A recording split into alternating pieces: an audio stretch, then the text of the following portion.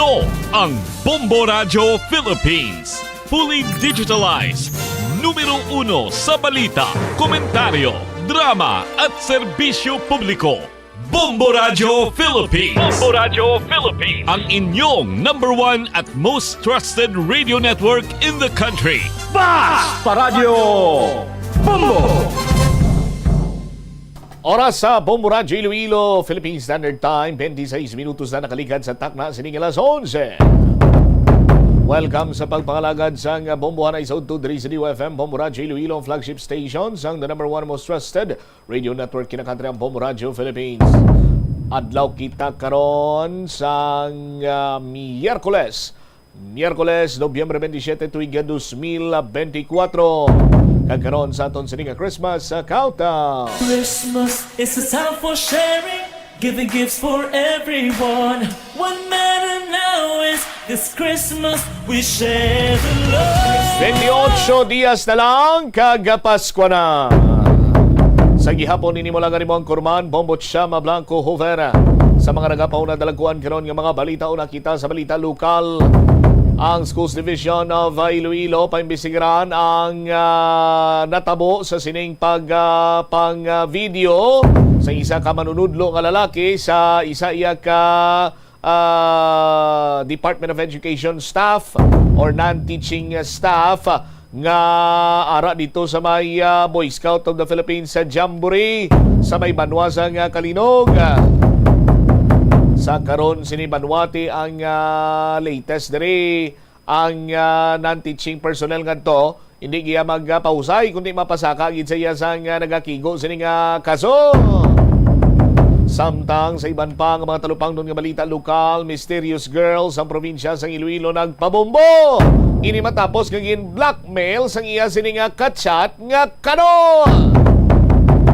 Sa mga dalaguan kag mga mainit naman nga balita lokal, ining si Attorney Larry Gadon nag-file sang disbarment case si batok sa kay Vice President Sara Duterte sa iya sining remarks may kangtanan sa sining threat sa kabuhi sang presidente ang First Lady kag sumungman ang Speaker of the House.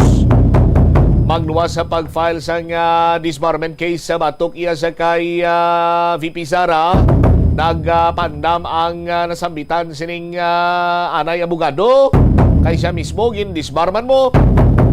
Sining kung hindi maghulag ang Supreme Court Justices, magapetisyon kuno si magapetisyon man ini si Larry Gadon sang impeachment case batok sa mga huwes. Samtang sa iban pa nga mga talupang doon karon nga mga balita sa gihapon, ang issue na tuhoy karon sa paggagasto sa confidential funds, tining mga confidential funds nga ni Banwa ni VP Sara ginpasa sa iya sining mga security officer. Ginapasa kuno sa Special Disbursing Officer o kun SDO sa Office of the Vice President kag Department of Education ang minilyon sining balor sa confidential fund sa mga security officer ni Vice President Sara Duterte.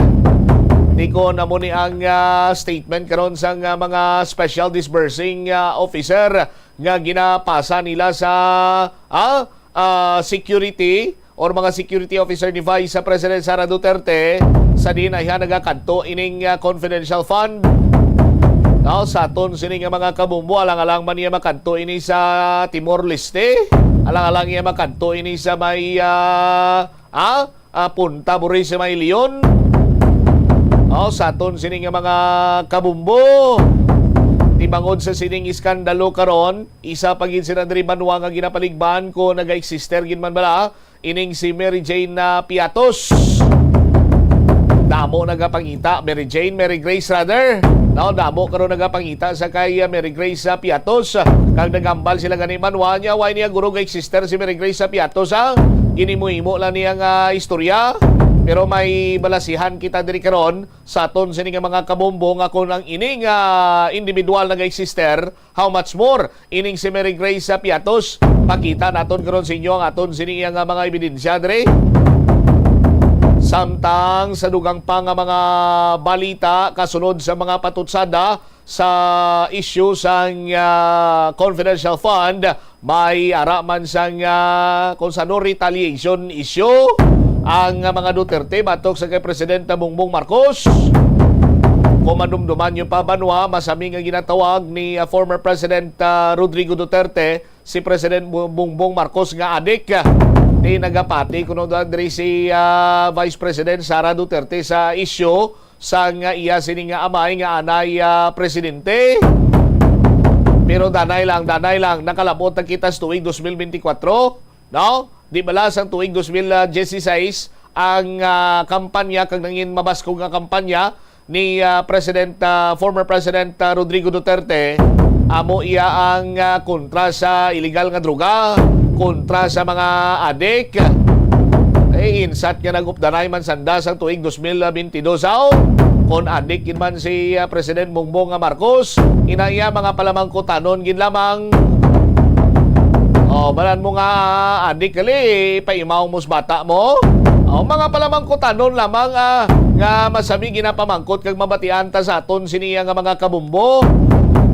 Ti ano bala karon ang inyo sining pananawan sa sining patutsada man iya sang pamilya Duterte batok sa kay President Bongbong Marcos. Ti bangod sinabanwa namitlangan man ganito sa kanay presidente nga parte bala sa Armed Forces of the Philippines.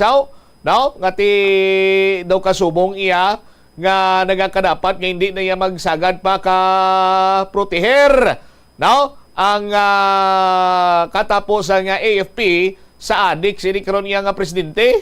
Inisuno I'm just paraphrasing, inisuno sa kay former President Rodrigo Duterte. Pero hambal diri manwa sa Armed Forces of the Philippines siling niya hindi sila iya nagakadapat or why na sang nagakadapat pa nga loyalty check. Now, sa aton sinikaron iya nga mga kabumbo. Now, ti hambal ni Armed Forces of the Philippines, inya ti hindi nyo kami paglakip sa inyo sining wise politika. No, para iya nga marisolbar nyo ya kung ano man ang ginahambal sa ninyo, ginapahayag ninyo nga fractured the government. Now, ang pagdumalahan karon ni Presidente Bongbong Marcos, hambal gali ni Colonel Padilla, ang spokesperson sa Armed Forces of the Philippines. Sila niya, hindi niya kinanglan sa loyalty check kay ang amon sining mga Chief of Staff nagpahayag na kag nagpabutsyag sang pagsalig sa isa kag isa. Tubtob iya sa manubo sining ranggo sang Armed Forces of the Philippines. Kag kami maga-perform lamang sa amon sining mandato, no? Kag magapabilin nga professional. Ang amon sining loyalty magapabilin iya sa flag sang pungsod Pilipinas kag sa konstitusyon. Lakip na diri sa chain of command. Kay ang Armed Forces of the Philippines suno sa kay Colonel Francela Margaret Padilla, no? Isa iya kanan partisan organization. Sa aton sinikaron iya nga mga kabumbo. Ti isa man ini karon sa aton sini nga mga kauturan sa mga nagakadapat man naton nga hatagan sa kigo sini ing tulupangod kay basi marakaron kon ini nga sahi sang mga sitwasyon pagpanglita-lita man kag malimtan tana nga dipinsahan ang aton sini nga soberanya kag sige diri ang kinamugay sang aton sini nga presidente, sang aton nga vice presidente kag kung sino pa dira nga mga opisyal sa gobyerno. Amat-amat na tatugli kamang sa mga inseko. Nga daan banwa may mga informasyon pagin sumo nga nagagurwa nga ti ining si presidential advisor, no? Ni President Bongbong or ni former President Rodrigo Duterte, ining si Michael Yang, no? tiginaban sa gandri karon iyang siya kuno ang Chinese Intel, no? Kamahin kuno siya sa Chinese Intel sa aton sini karon iyang matag palabati. Diba, sibla ko nalita-lita lang kita nila sa pinabarakay wala tuo sa mga isyu bla karon. No, sa aton sini makabumbo isyu humalin karon iya sa death threat, issue humalin karon sa addict, fractured government, issue iya may kantanan sa confidential fund. Why kitak balo sa aton sinimakbumbo ginakamang na tato sa mga inseko, why lang ta ginakamang basi kung ginasalom pa kita. Patal pagin sining istorya, may kamang na, may salom pa, may lupad pagid. 36 minutos na ang nakaligad sa takna siniiyang alas 11 diriman sa palatuntunan na bumbuhanay sa udto. Samtang sa iban pang mga balita sa aton sining pagpangalagad. Ang hunt for Mary Grace Piatos continues. The hunt for Mary Grace Piatos continues. Sa aton sining makabumbo, kung madumduman nyo pa ang Young Guns na nagigikan karon sa House of Representatives, ang nagpagwa diri banwa sang 1 milyon nga reward money sa kung sino man ang makatumod, makakita sa kay Mary Grace Piatos. Nangin kontrobersyal ni si Mary Grace Piatos sa aton sining mga kabumbo.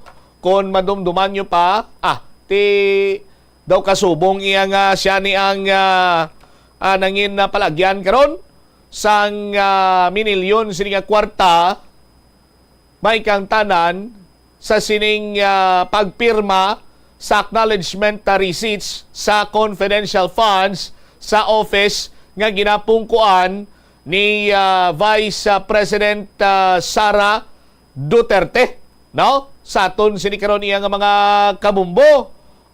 Tiyang ngambal sang iban yaw. Himo-himo na lang na nila ya bumbutsam. Wa iya sang tao nga nagapangalan sa kaya Mary Grace Mary Grace Piatos grabe araw. Received by pakita dabla bumbo umel ti lain-lain ning ang Mary Grace na di blano na siya do bikirina gabaligya sa mga pastry, no, mga cakes sa aton sini mga kabumbo. Tapos ang Piatos ang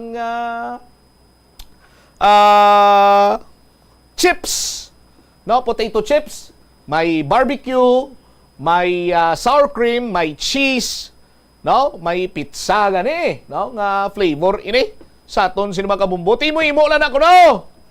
Kagway sa nga maturan sa aton sini mga kabumbo nga naga-eksister ining si Mary Grace Piatos. I beg to disagree sa aton sinikaron niya mga kabumbo. Nga man! Ako yung nagapati kung nga nag-eksister si Mary Grace Piatos Bumbumel. Nga man! Aryo, ipakita naton sa aton sini mga kabumbo, isa kay estudyante nagikan sa Far Eastern University. Butsilingon FEU ba? Butsilingon FEU. Do Western Institute of Technology, no? Di nga eskwela sa Western Institute of Technology. Ano yung kurso? WIT, Anyway, nagapati ako nga nag-eksister ni si Mary Grace Piatos. Nga man, nag-eksister nga nining estudyante, nga nagahingalan sa kay Drinkwater V. Rivera. Iho di Carbono nga klase isang pangalan ni, no? Bumbumel. Hindi niya bugos kay ti estudyante mo. May arap pa may ID number pa siya. Hindi na dapat kita churagro bumbumel nilang amula na ang iyala nga pangagro. Sa aton sini nga mga kabumbo. Pero ang iya sini nga pangalan Drinkwater V. Rivera. Kung ikaw istoryahan ka lang, no? Nga may classmate ka, nga ang pangalan niya Drinkwater Rivera, mapati ka? Kung hindi mo makita niya sining school ID with ID number, mapatikayhan nga may tao nga nag-eksister nga mo sila. That is why nga Kuya Bumbumel nagapati ako nga nag-eksister man ining si Mary Grace Piatos nga pakaisa ni Mary Jane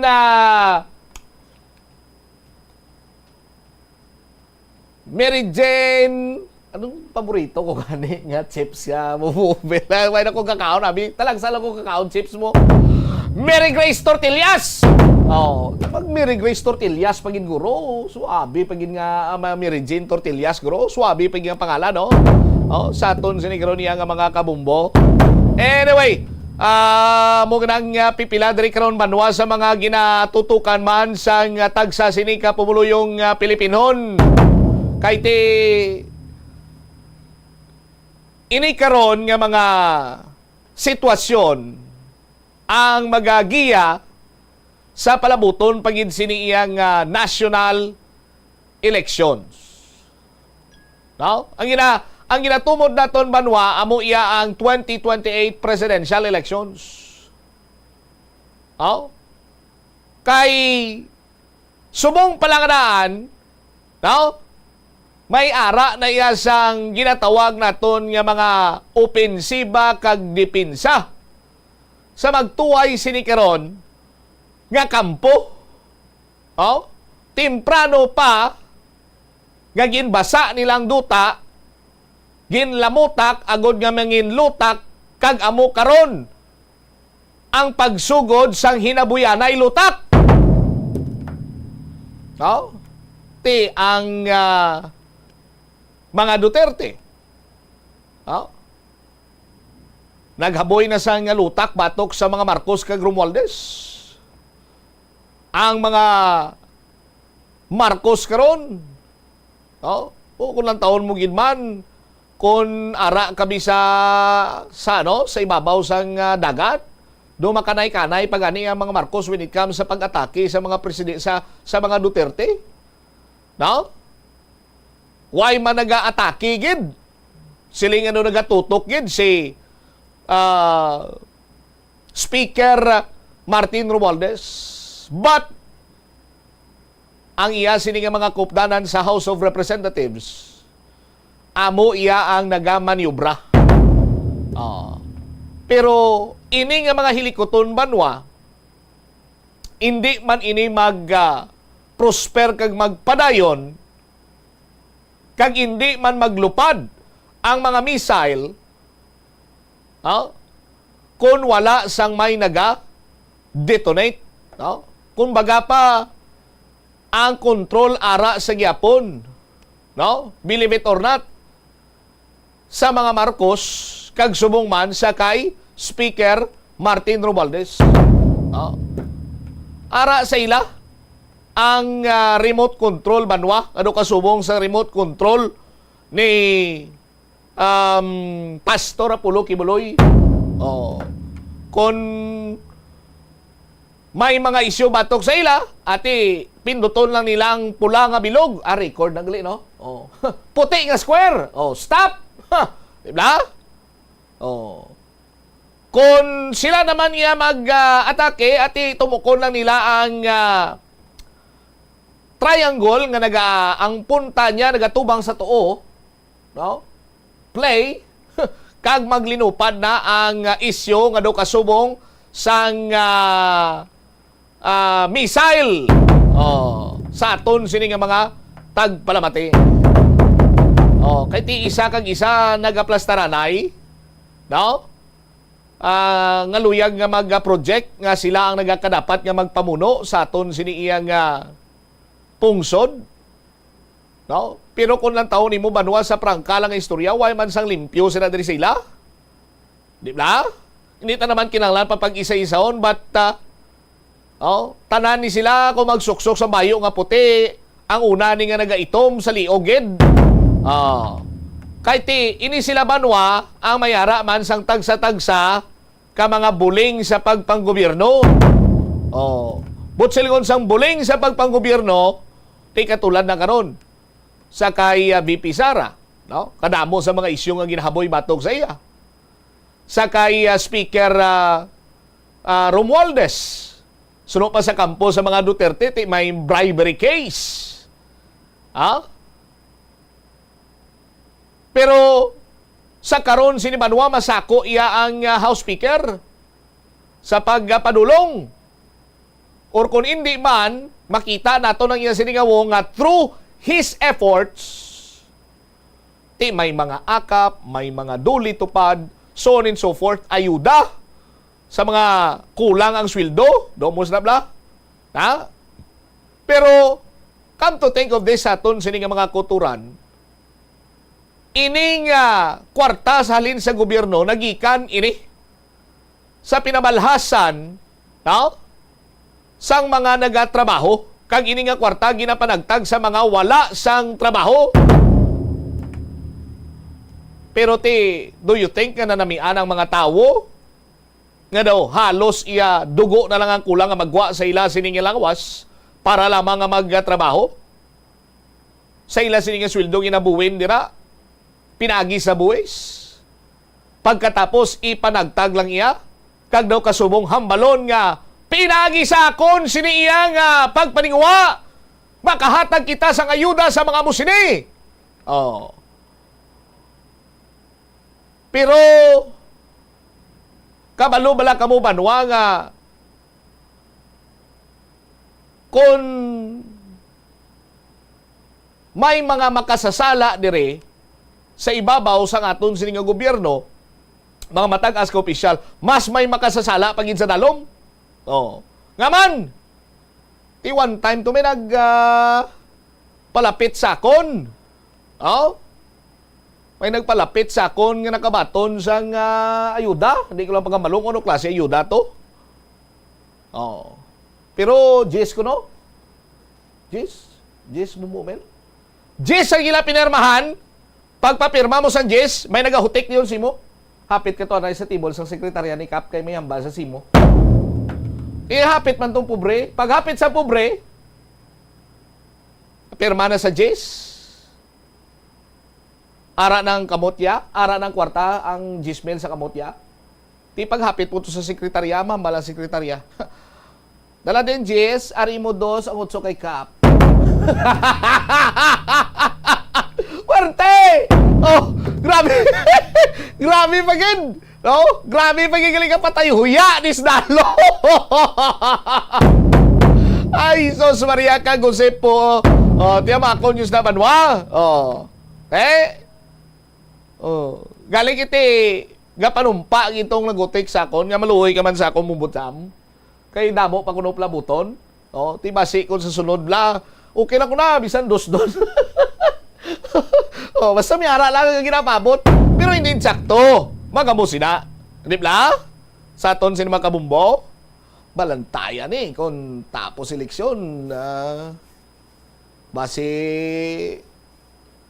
motor ni ka, prose, mas tapos leksyon, naka-Toyota Wigo na blau. O ko naka-expander na.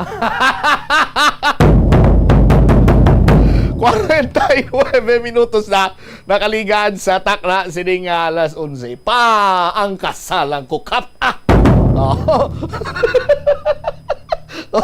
Ang kasalang ko. 50 minutos ang nakaligaan sa takna sining alas 11. Gusto mo makakwarta? Ari, wala sa vlog.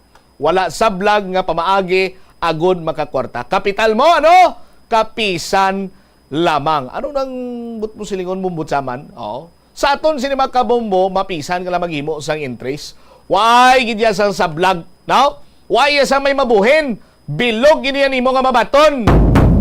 Sa 1-2 Panalo Part 23 promo, 6.5 million pesos in total prices nationwide. Mangin regalo sa Bombo Radio kag Star FM sa aton sini nga pa-promo subong nga tuig kay kada adlaw.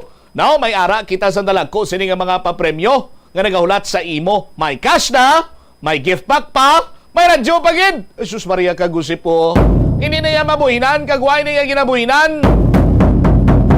Sa daily draw Lunes to Biyernes, 500 pesos nga cash kag gift pack balor 720 pesos. Ang nagaulat sa duwa ka mga winners kag may isa ka special draw winner kada adlaw sa diin makabaton ini siya sa 500 pesos nga cash kag limited edition nga radio nga may LED light, flashlight, pwede sa battery, pwede sa kuryente, rechargeable pa. May sticker pa sa nga Bombo Radio kag labi kag labaw sa tanan.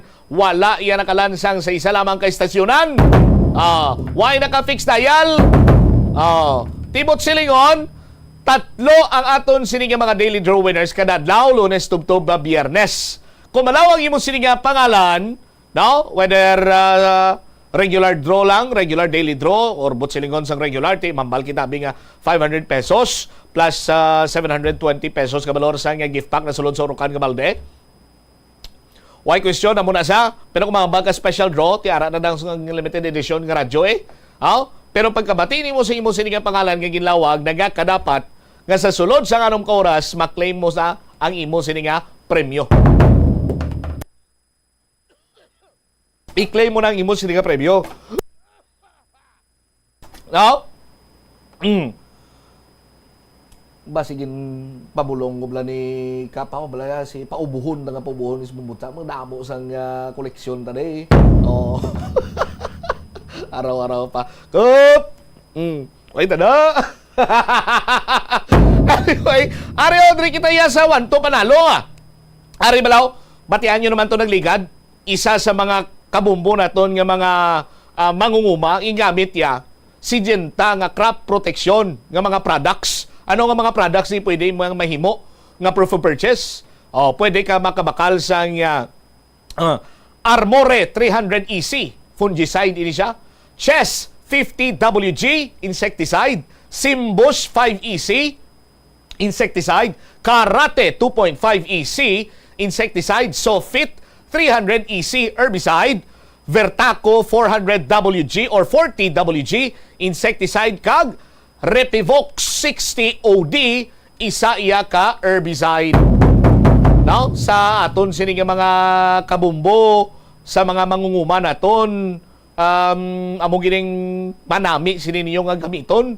Kay kung makagamit kamo sini, laban-laban madamok ilang inyo sini iya nga patubas. Di ko man damo patubas mo, butsilingon nga damo sining mabligya mga produkto. No, nga imo sini nga patubas abi dira, tapos may tsansa ka pa magdaog sang 500 pesos nga cash, limited edition nga radyo o kon na 720 pesos ka balor sang nga gift pack o kon sarang ka pa iya nga mangin milyonaryo. Kag diriya way niya buhinay premium di. Way na diya hapitay. Miapitan kay mangguro ti interviewon kay. Pero sila niya nga maapit ka sa sekretarya, tapos ang sekretarya mo utik-utik, why na diya? Sa aton sila mga kaumbo. Damo naman galibugulo, hindi naman yun ang pangwa ni bumbot sa amin nga mga balita. Di mo na blambal nila nga dapat libot kagin. Intel ga rin ka na, in aid of commentary. Ano pa ang gusto nyo nga mabalanaw? Gusto nyo isugid ko sa inyo kung ano pa ang nabalaan ko? Pero tina akong pilito nyo ko Oras naton, 53 minutos na nakaligad sa takna sininga las 11. Ang Boy Scout of the Philippines, hindi man magpabaya kay magapanigayon man sila iya sa nga nagakigo sininga investigasyon. Natuhoy sa sining insidente nga nagluntad dito iya sa Banwa sa nga Kalinog. Nga kung sa diin, ining isa iya ka manunudlo, wala gid makapugong. Wala gid makapugong. Ngati magwa gid ang iya sini nga pagka M. Magwa gid ang iya sini nga pagka M kay pagkabati ato nga nagatinaгаsak ng tubig bombo umel. Ti dito na yun kag iya sini nga gin krang, iya sini nga gin krang, iya sini nga gin plastar. Ang iya sini ka cellphone, kag sandi gani siya kay 3rd District ka board member, 3rd District ka board member Matt Palabrica, saman sa mga mataas ka opisyal sa nga Boy Scout of the Philippines, sa aton sini nga mga kabombo, hambal ya gani sini niya sa paglantaw ya kuno do hungod nga gin buhuan gid. Tiyang aton sini nga concern diri Banwa basi balakay madugay na ni nga ginahimo ni Sir Sniper Sir Sniper ining nasambitan iya karon nga buluhaton Kag base, hindi lang niya sa isa ka non-teaching personnel, no? Nabuhat niya ini. Base, kung madamo na siya sa mga nabiktima dira, lakip na mga kabataan, pahilayo lang, kag ti, basta katuntuhan gani, wa isang forever. No? Maabot yun ang tsimpo nga masulpo ikaw. Ti siguro ini ng tsimpo nga nasulpo si sir. Kag ako nagasuporta gid ako sa non-teaching personnel nga to nga hindi kang gid magpahusay. I-file mo gid ang kaso, no? Para nga maliksyonan mo ining maestro nga yak. Oh. Para nga ano mo gid siya, papriso mo gid siya, no? Mapapriso siya, makakasa sa iya sining propesyon bilang isa iya ka manunudlo, no? Para nga mo na lang hambal nila nga suffer the consequences. Kay ti hindi man na iya insakto ang iya sining ginhimo karon. Anyway, dugang-dugangan naton ini sa aton man sini pa rin nga pagpangalagad later on. Check tang follow-up report ni Bombo Marisol Binyas kay man ang Schools Division of Iloilo magapatigayon man sang pagpangusisa na tuhoy sa nasambit sini karon nga insidente. Mga dalagkuhan ng mga balita, issues kag impormasyon, balikan ta sa maray nga pagpangalagad sang Bombo Anay sa udto pagkatapos na sang Bombo Network News. Ang pinakaunang international bank sa luwasang Manila ginbuksan sa Iloilo sadtong 1883. Iniamo ang Hong Kong and Shanghai Banking Corporation o kun HSBC. Tuig 1875 sang una nagbukas ang branch sa bangko sa Binondo, Manila. Kag April 2, 1883 sang nabuksan ang una nga sangay sini sa Iloilo. Una nga nagtanyag ang bangko sa mga financial services nga nagpasanyog pa sa industriya sang kalamay sa pungsod. Kag sang ulihin nagfinance man ini sa pagtukod sa mga railways. Naghatag man ini sang ayuda sa mga negosyante nga Ilonggo nga sulod sa import kag export industry. Kon kaisa, bangod sa imo nga kaakig, stress kag disappointment sa kabuhi, nagadesisyon kamo nga wala ninyo ginapalibugan kag ginapadalman. Gani likawi nga maghimo sang desisyon kon ikaw ang akig. Hatagi sang oras ang imo nga kaugalingon, bangod ang imo nga first idea ang hindi mo man kon kaisa makabig nga best idea. Makabulig man nga magpangayo sang perspektibo sa ibang nga tawo, ilabi na kon siya ang nagapangatubang man sang kaangay nga sitwasyon sa ilang nga kabuhi. Kun ang desisyon nga imo ginhimo ang wala langin madalagon, hindi napagbasulon ang kaugalingon. Nag-subscribe ala ikaw sa mga serbisyo nga wala mo man ginagamit. Halimbawa, ang balayran mo na wala para nga makalantaw ikaw sang movies, pero sa tuod lang, wala naman ikaw tiyempo nga maglantaw sini. Hapos lang lipatan ang bulanan nga mga subscription sa streaming services kag mobile apps kag wala ka lang nakadipara ma-charge na ini sa imo nga bank account bisan nga wala mo man regular nga ginagamit. I-review gid ang imo nga ginagastuhan sa mga charges kaangay sini kag ikonsiderar man ang pagkanselar sa mga hindi kinahanglanon nga mga subscription agod nga mas magamit mo ang imo kwarta sa mas kinahanglanon nga mga butang. Ini nga pahanumdom ang ginadulong sa imo sang the number 1 and most trusted radio network in the country, Bombo Radio Philippines. Basta Radio Bombo! Iyari ang mga household level fire safety measures nga dapat tandaan agud makalikaw sa sunog sa balay. Hindi magbutang o kung magtipon sang flammable substance o kung chemical nga makatugas ang sunog sa kusina o kung sa sulod sang balay. Ipalayo man sa mga kabataan ang pospro kag lighters. Patya ang kalayo kag baga matapos ang pagluto sa kusina. Siguraduhon nga wala nagasungaw kag pirmi limpyuhan ang mga kerosene kag gas stoves. Tandaan, ang paglikaw sa sunog sa sulod sa balay, responsibilidad sang bilog nga pamilya. Si Anay Supreme Court Associate Justice Florence Dolendo Regalado sang Concepcion, Iloilo ang naghimo sang maragtas sa kasaysayan sang board exams sa Pilipinas. Siya ang nakakuha sang pinakamataas nga marka nga 96.7% sa Philippine Bar Examinations nga wala pa nalapawan to subong. Ito ang Bombo Radio Philippines. Fully digitalized. Numero 1 sa balita, komentaryo, drama at serbisyo publiko. Bombo Radio Philippines. Bombo Radio Philippines. Ang inyong number 1 at most trusted radio network in the country. Basta Radio Bombo! This is Bombo Network News Noontime Edition broadcasting live at Bombo Radio Broadcast Center, Makati City, Philippines. Araw po ngayon ng Miyerkules, ika-27 sa buwan ng Nobyembre taong 2024. Mga kabomba Castor Nation sa ating pang Christmas countdown, 28 days to go bagong araw ng Pasko.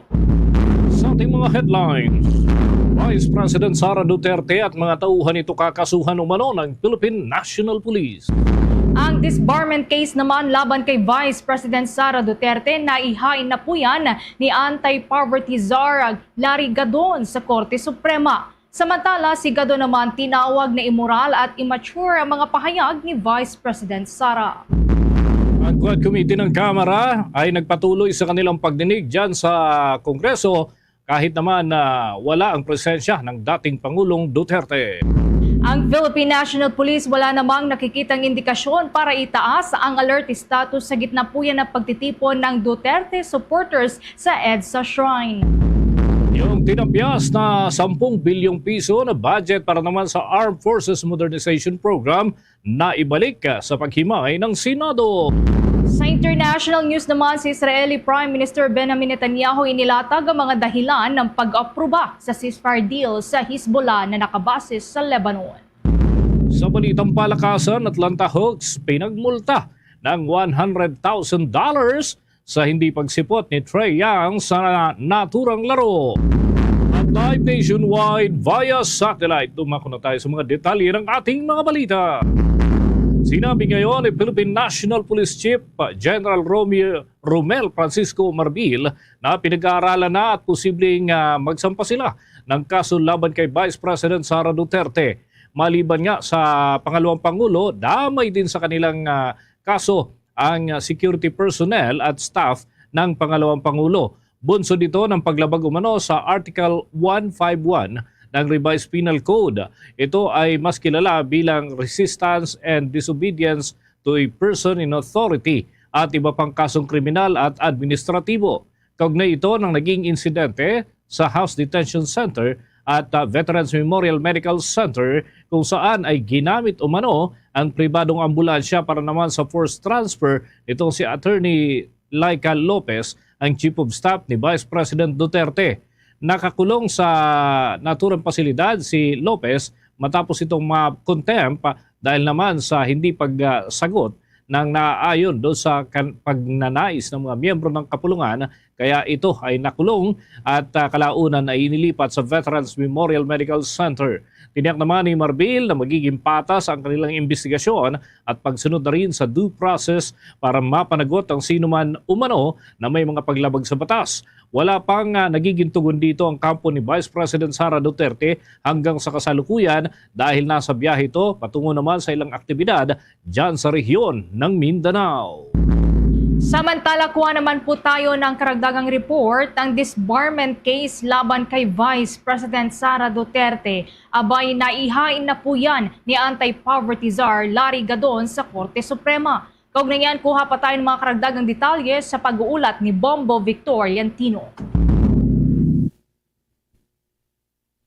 And Poverty Alleviation Secretary Larry Gadon ang disbarment case laban kay Vice President Sara Duterte ngayong araw dito yan sa Supreme Court.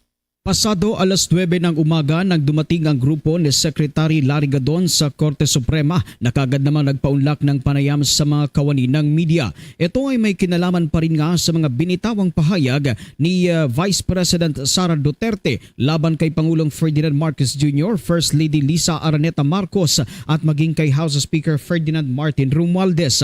Ayon kay Secretary Gadon, ang mga naging assassination remark ng pangalawang Pangulo ay nangagahulugan lamang na mayroon na itong nabuong plano laban sa mga nabanggit na personalidad. Aniya, ang mga remarks na ito mula sa pangalawang pinakamataas na pinuno ng bansa ay may tuturing na iligal, immoral at kailangang kondenahin. Narito ang bahagi ng kanyang pahayag. Nandito ako ngayon sa Supreme Court upang ihain ang complaint against Vice President Sara Duterte Carpio dahil doon sa kanyang Zoom press con na ay pinagmumura niya si Pangulong Bongbong Marcos, si First Lady Lisa Araneta Marcos at si Speaker Martin Romualdez. Niyang sinabi na meron siyang kinausap. Inutusan niya na patayin si Pangulong Bongbong Marcos, si Liza Araneta Marcos at si Martin Romualdez.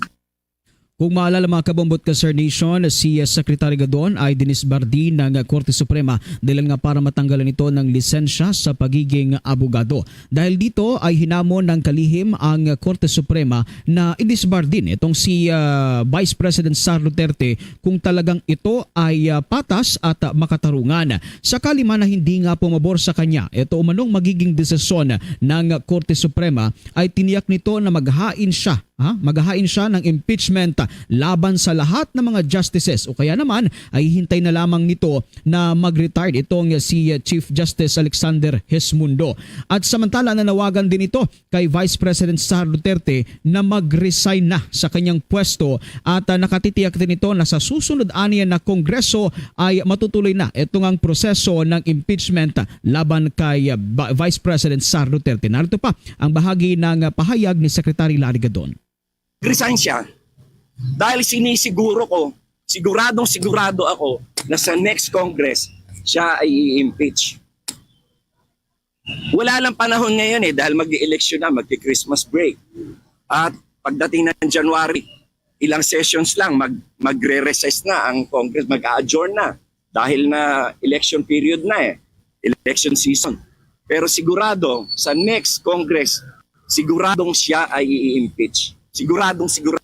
Kung maalala, si Secretary Larry Gadon ay tumakbo rin bilang senador sa ilalim naman ng partido nitong grupong Uniteam noong nakalipas na 2022 national election.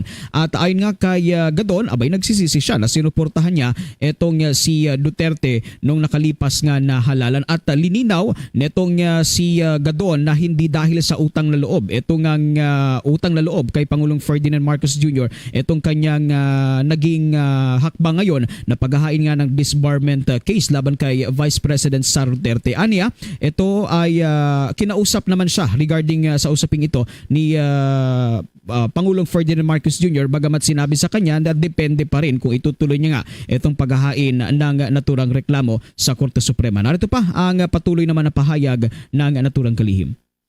I'm not an ally. As a citizen, I supported President Duterte, former President Duterte, when he was the president because it is the duty and obligation of every Filipino citizen to support the president. But when when his term, my support, of course, is to President Bongbong Marcos. As a Filipino, you have to support the government. You have to support the president. You have to support the nation. Pero anong ginawa ni former President Rodrigo Roa Duterte? Binastos niya si President Bongbong Marcos. Binastos niya ang gobyerno. At gusto pa niya magkudita. Saan kayo nakakita na ganyan former president? Gusto niyang baliin at baliwalain ang konstitusyon. Una rito ay kinumpirma ni Supreme Court spokesperson Attorney Camille Ting na nakatanggap sila ng anonymous complaint sa parehong hinilinga na madisbar itong si Vice President Sara Duterte dahil naman yan sa mga naunang pahayag nito laban kay Pangulong Ferdinand Marcos Jr. At ito namang ginawang panununtok nito sa isang sheriff sa Davao noong taong 2011. Samantala, kinonsolidate na ani ito at kasalukuyang nakapending na rin sa Korte Suprema. Bombo Dennis. Okay, ang concern ko lamang, Bombo Vic, ano ba ito? Isasama ba ito sa mga urgent topics ng Supreme Court? Dahil very sensitive itong paksa na ito, Bombo Vic. So, paanong pagkalendaryo nito? Ihahanay ba ito bilang regular agenda o particular na bibigyan ito ng special attention? Bombo Dennis, yung unang anonymous complaint laban kay Vice President Sara Duterte na-consolidate na ng Supreme Court. Bagamat itong ang panibagong complaint na inihain nitong si Secretary Larry Gadon, wala pa tayong, so far hindi pa naglalabas ng pahayag nga itong Korte Suprema sa pamagitan ng kanilang tagapagsalita na si Attorney Camille Ting kung ito ba ay ihanay doon sa mga priority na kaagad na paglabasan nitong kaukulang desisyon. Okay. Itong si Attorney Gadon, after niya dyan, Bombo Vic, sana ang kanyang direksyon. Dahil may mga activities din na ongoing ngayon, ano? Pero ito ay kabilang grupo naman. Pero ano to, may mga kagrupo din ba si Secretary Gadon nang ito'y magtungo dyan? May mga taga-suporta rin ba na sumusunod sa kanya? Bukod nga kay Secretary Larry Gadon, kasama niya rin itong kanyang mga secretary at mga assistant at syempre sinundan din ito nitong mga vlogger. Andito rin, nagtipon-tipon din sila sa harap ng Korte Suprema. At after na ma-file yung disbarment case laban kay Vice President Sara Duterte, ay nagpaunlak pa ito ng counting interview sa mga kawani ng media maging dito sa mga vlogger at wala itong naibigay sa atin na detalye kung saan yung kanyang susunod na pupuntahan at kung ano pang mga aktibidad ang kanyang tutunguhin ngayong araw. Samantala, Bombo Dennis, sa ibang balita naman mga kabomot ka sa nation, inireklamo ng katiwalian ng anti-corruption group na Citizens Crime Watch sa Office of the Ombudsman. Ito namang si Santo Tomas City, Batangas Mayor Art Jun Marasigan at ilang opisyal ng naturang lungsod. Ang tatlong graft and corruption charges na nihain laban kay Marasigan ni Citizen Crime Watch President Diego Magpantay. Ayon kay Magpantay, may kinalaman ito sa pagpabor daw ni Marasigan sa bidding sa tatlong magkakahiwalay na kumpanya para yan sa tatlong proyekto. Sinabi pa ng naturang opisyal na sa unang kaso ay may kinalaman ito sa notice of award para yan sa supply at installation ng energy efficient street lighting system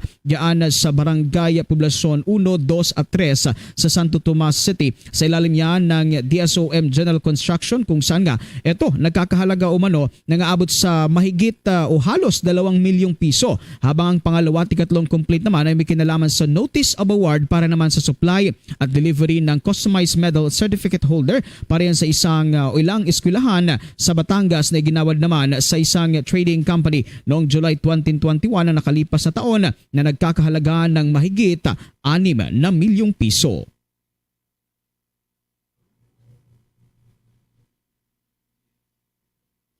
Para sa Bombo Network News, Bombo Victorian Peer nag-uulat para sa number 1 and most trusted radio network in the country, Bombo Radio Philippines, Basta Radio, Bombo. Mga kabombo, mga Kastar Nation, update naman tayo doon sa Kamara de Representantes muna at mamaya may mga pag-uulat pa tayo hinggil sa iba pang mga development. Umusad ho ngayong araw yung Quad Committee hearing dyan sa mababang kapulungan ng Kongreso. May kinalaman ito doon sa mga aktibidad ng mga illegal na operasyon ng Philippine Offshore Gaming Operators. Ipinagpatuloy kasi ng Kamara ang naturang pagsisiyasat bilang karugtong pa rin ng mga usapin na hinihimay kaugnay doon sa mga aktibidad ng nakalipas na administrasyon. Narito ang bahagi ng naging mensahe ni Congressman Robert Ace Barbers, ang Quad Overall Chairperson. Napakarami na pong nakita at nadiskubre at naipalabas dito po sa Quadcom hearings. Kung kaya naman pilit itong binabatikos at minamaliit na mga natatamaan. Base sa aming nakakalap na mga informasyon, ang paninira ng mga trolls na bayad, patuloy ang paninira ng mga trolls na bayad ng pogo at drug money sa mga membro ng mga taong tumitestigo rito. Katakataka na napakalaki ng puhunan na umiikot sa mga trolls na halatang inaalagaan ng mga nasasaktan sa mga bagay na nauungkat sa mga pandinig natin dito. Kabilang na marahil ang mga malalaking pangalan na nagpoprotekta sa mga iligal na droga at pogo. Bahagi yan ang mga pahayag ni Congressman Robert Ace Barbers, ang overall chairperson ng Quad Committee. Samantala, tiniyak naman ng naturang opisyal na magpapatuloy pa itong pagsisiyasat upang maging malinaw ang mga usapin kahit nga wala ang presensya ng iba pang mga personalidad na dati nang naisalang bilang mga resource person sa naturang pagdinig. Narito pang patuloy ng mga pahayag ni Congressman Robert Ace Barbers. Pilit pong sinisira ang imahe ng ating Quadcom na walang ibang layunin kundi ipalabas lamang ang katotohanan. Kung kaya't hinihikayat naming ang ating mga kababayan na humarap, magsalita at magbigay ng kanilang impormasyon na may kinalaman sa usaping tinatalakay namin dito. Kung sakali na ang mga impormasyong ito ay mapapatunayang totoo, kami ay gagawa ng mga mungkahi sa mga nararapat na ahensya upang sila Sila na ang gumawa ng mga nararapat na hakbang.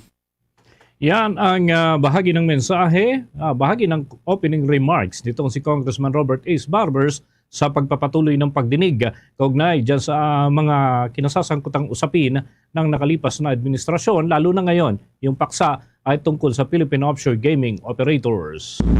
Sa iba pa pong balita, magpapatuloy pa ang 3-day program ng mga taga-suporta ni Vice President Sara Duterte sa EDSA Shrine hanggang bukas araw ng Huwebes, Nobyembre 28. Ito ay para ipakita ang kanilang suporta sa ikalawang pinakamataas na opisyal ng ating bansa matapos ngang ihayag ni Vice President Sara na may kinausap na siyang individual para patayin sina Pangulong Ferdinand Marcos Jr., First Lady Liza Araneta Marcos at House Speaker Martin Romualdez sakaling siya ay mamatay.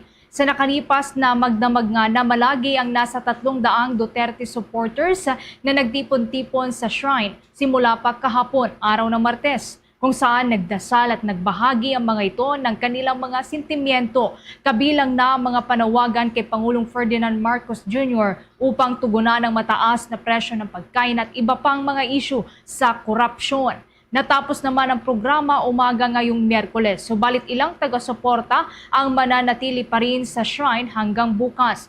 Ayon naman sa Philippine National Police, generally peaceful po ang pagtitipon ng mga supporter. Nauna naman nang nagpaalala ang rektor ng EDSA Shrine sa mga individual na naroon sa lugar na obserbahan ang proper decorum at iwasan ang pagkain, pag-inom, pagbitbit ng slogans, pagsigaw, paggawa ng ingay, vlogging at iba pa habang nasa loob ng shrine dahil ito ay sagrado. Ang EDSA Shrine nga ay may mahalaga pong naging papel sa mapayapa at bloodless na People Power Revolution na nagpatalsik sa nooy diktador na si dating Pangulong Ferdinand Marcos Sr.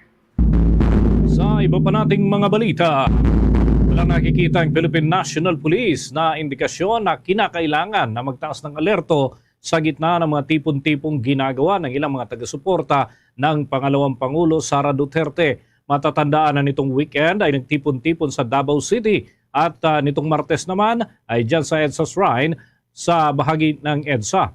Ayon kay Philippine National Police spokesperson, Police Brigadier General Jean Fajardo, nasa 100 katao ang na-monitor nila sa lugar at lumubo pa ang bilang hanggang 300.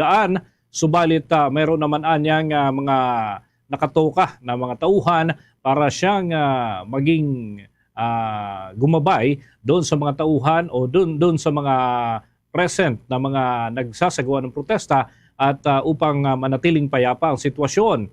Sinabi din ng Philippine National Police official na kung sakasakali na makaapekto sa trapiko ang naturang pagtitipon-tipon ng mga supporters ng Vice Presidente dyan sa EDSA Shrine, dito na niya papagitna ang mga tauhan ng pambansang pulisya upang tumulong sa pagmando ng daloy ng trapiko. Tiniyak naman po ng mga miyembro ng Young Guns ng Kamara de Representantes na magpapatuloy ang investigasyon. Kaugnay po yan sa umano'y maling paggamit ng confidential fund kahit pamaharap si Vice President Sara Duterte sa mga kaso. Kaugnay po yun ang kanyang pagbabanta kay Pangulong Ferdinand Marcos Jr. Ayon kay House Assistant Majority Leader at ako Bicol Party List Representative Raul Angelo III Bungalon, nagsimula na ang proseso ng legal na aksyon laban kay Vice President Sara sa Department of Justice at National Bureau of Investigation. Kaugnay ng sinabi nito na ipapapatay sina Pangulong Marcos, First Lady Liza Araneta Marcos at House Speaker Ferdinand Martin Romualdez. Bilang reaksyon naman sa kamakailang pahayag ni dating Pangulong Rodrigo Roa Duterte na dapat sampahan na lamang ng kaso ang kanyang anak na si Vice President Sara, sinabi naman ni Deputy Majority Leader at La Union Representative Paulo Ortega na ang naturang pahayag ay tila pagmamaliit sa bigat ng paratang. Iginit pa ng mambabatas na siniseryoso ng Kamara ang mga banta ng Vice Presidente at sa umano'y maling paggamit ng pondo ng bayan. Kasabay po yan ng pagsuporta sa naunang pahayag ni Pangulong Marcos Jr. na kumundina sa mga nasabing banta. Sinabi naman ni One Rider Party List Representative Roger Gutierrez na hindi dapat matabunan ng mga pahayag ng dating Pangulo ang bigat ng aligasyon laban sa kanyang anak na si Vice President Sara. Dagdag pa niya ay nasimulan na ang legal na proseso at dapat na daw na ipaubaya ang naturang usapin sa Department of Justice. Inulat ng mga mambabatas na magpapatuloy at walang makakahadlang sa investigasyon ng Kamara sa umano'y maling paggamit ng confidential funds ng pangalawang Pangulo. Ang mga investigasyong ito ay nagbunyag ng mga irregularidad sa paggamit ng malaking halaga ng pondo na lalong nagpalala sa mga alalahanin ng publiko. Hinggil po yan sa transparency at pananagutan ng tanggapan ni Vice President Sara.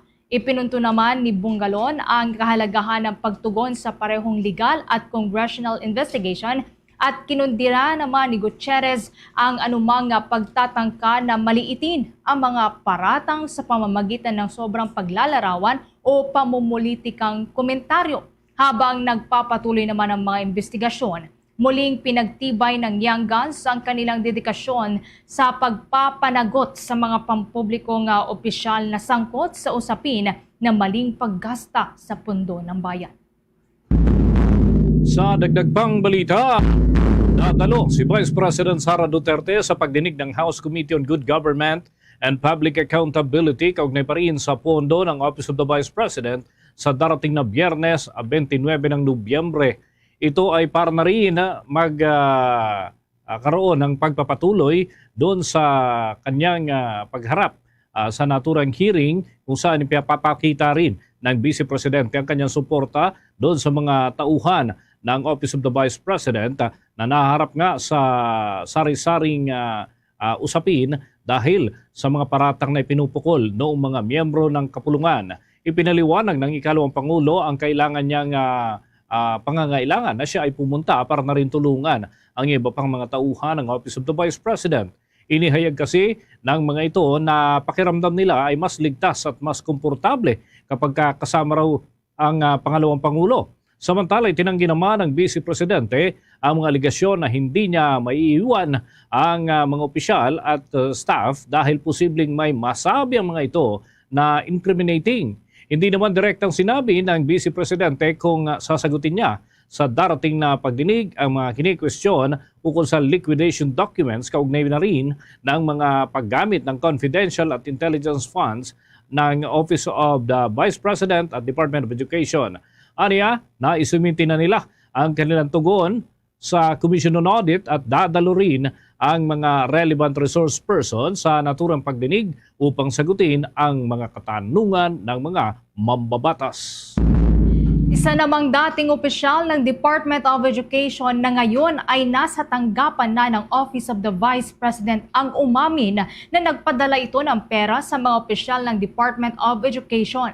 Alinsunod sa utos daw ni Vice President Sara Duterte. Sa pagdinig po ng House Blue Ribbon Committee, tinanong ni House Assistant Majority Leader Juda Sidre si dating Department of Education Special Disbursing Officer Edward Fajarda kaugnay ng pamamahagi ng cash envelopes at inamin po ni Fajarda na inutusan siya ng Vice Presidente na magpadala ng pera sa mga opisyal ng DepEd. Nilinaw niya na ang mga utos ay direktang nanggaling daw kay Vice President Sara Duterte na walang ibang namagitan at ang mga pondo ay personal na iniabot sa kanya mismo ni Duterte. Nabunyag sa investigasyon na mga sobre ay ipinamigay umano sa mga superintendent ng DepEd, bagamat hindi lahat ay nakatanggap nito. Gayunpaman, kinumpronta naman ni Congressman Isidre si Fajarda gamit ang mga screenshot at affidavit na nagpapakita na mas maraming opisyal ng DepEd.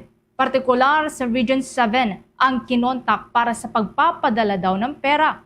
Naging sentro naman ng pagtatanong ang pinagmulan ng pera. Nang tanungin kung saan nanggaling ang mga pondo, inamin ni Fajarda na binibigay ito sa kanya ni Vice President Sara na higit pang nagpatibay na may personal daw na kaalaman ang Vice Presidente sa cash distribution.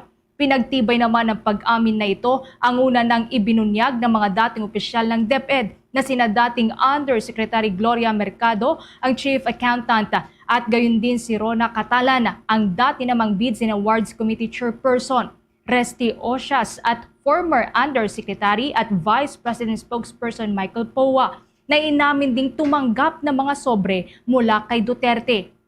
Samantala, binigyang din naman ni Isidre ang pattern na ito sa pagdinig at binanggit ang magkakaparehong testimonya mula sa iba't ibang opisyal tungkol sa pamamahagi ng mga sobre. Napatunayan din sa pagdinig ang mga irregularidad sa proseso ng pamamahagi.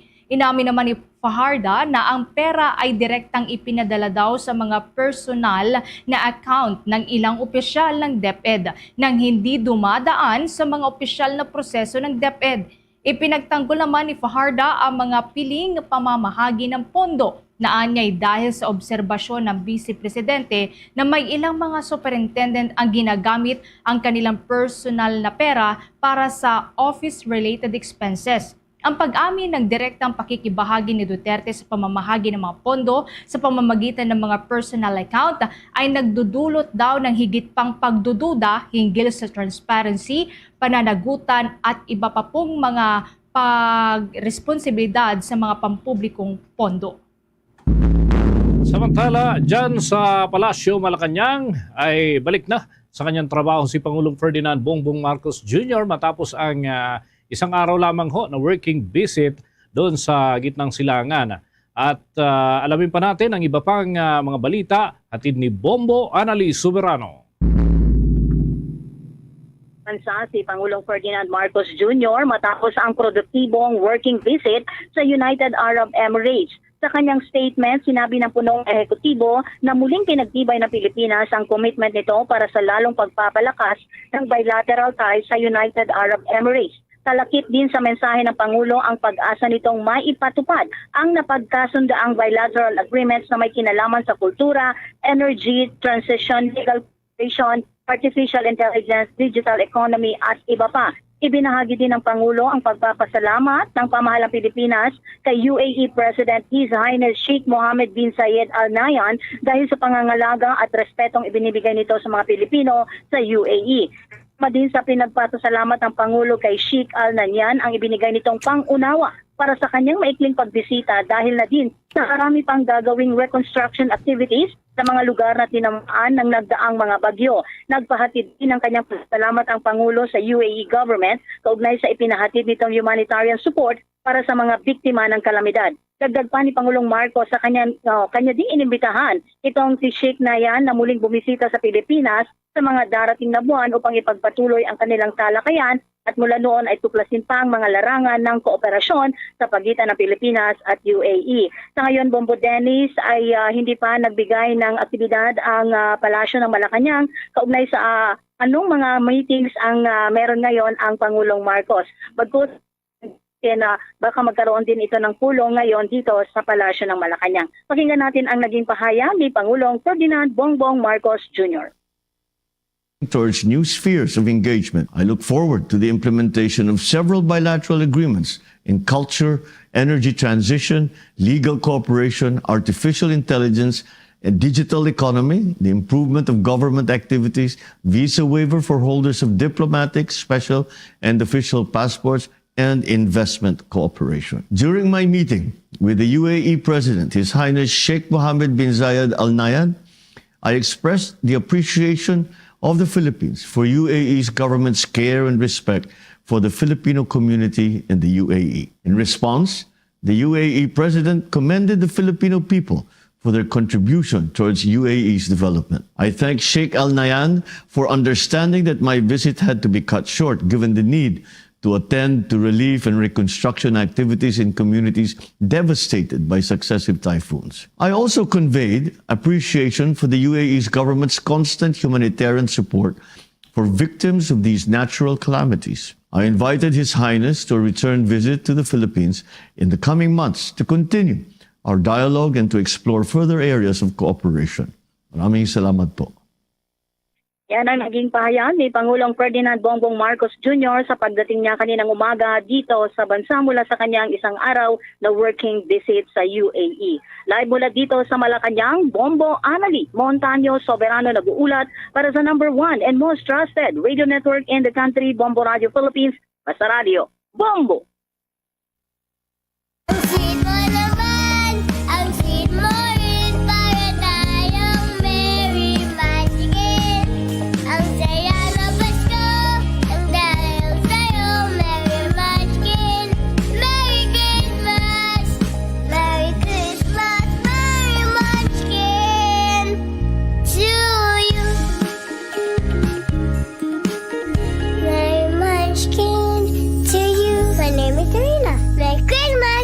Pangkin, pasalubong ng bayan.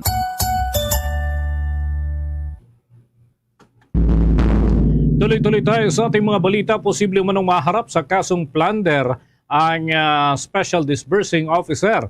Ito si Vice President Sara Duterte dahil na rin sa paglabag umano sa mga itinakdang proseso kaugnay ng paggamit ng confidential funds. Sa pinakahuling pagdinig nga ng House Blue Ribbon Committee ay lumabas na ang mga pondo ay ipinapasa umano nito sa security officers sa halip na maayos na pamahalaan ng banded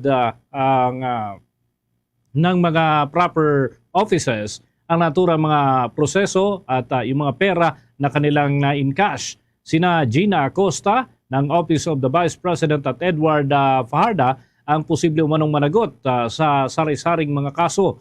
Dating nasa Department of Education, sa ilalim ng direktang utos ng ikalawang Pangulo ay iginiit ng mambabatas o ng mga mambabatas na nilabag ng mga ito ang mga umiiral na protocol ng gobyerno, partikular na sa Joint Memorandum Circular ng 2015.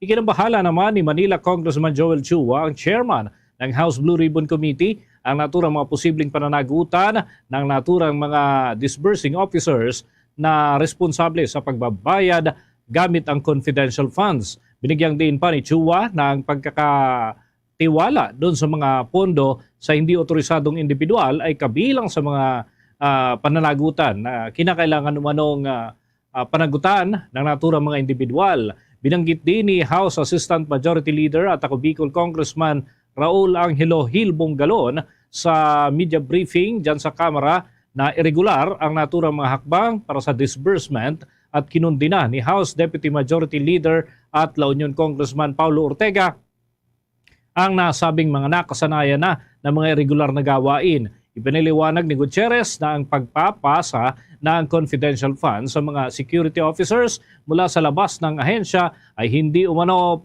lamang paglabag sa mga patakaran kundi talagang pagbubukas sa mas malaking puwang para sa pananagutan at problema.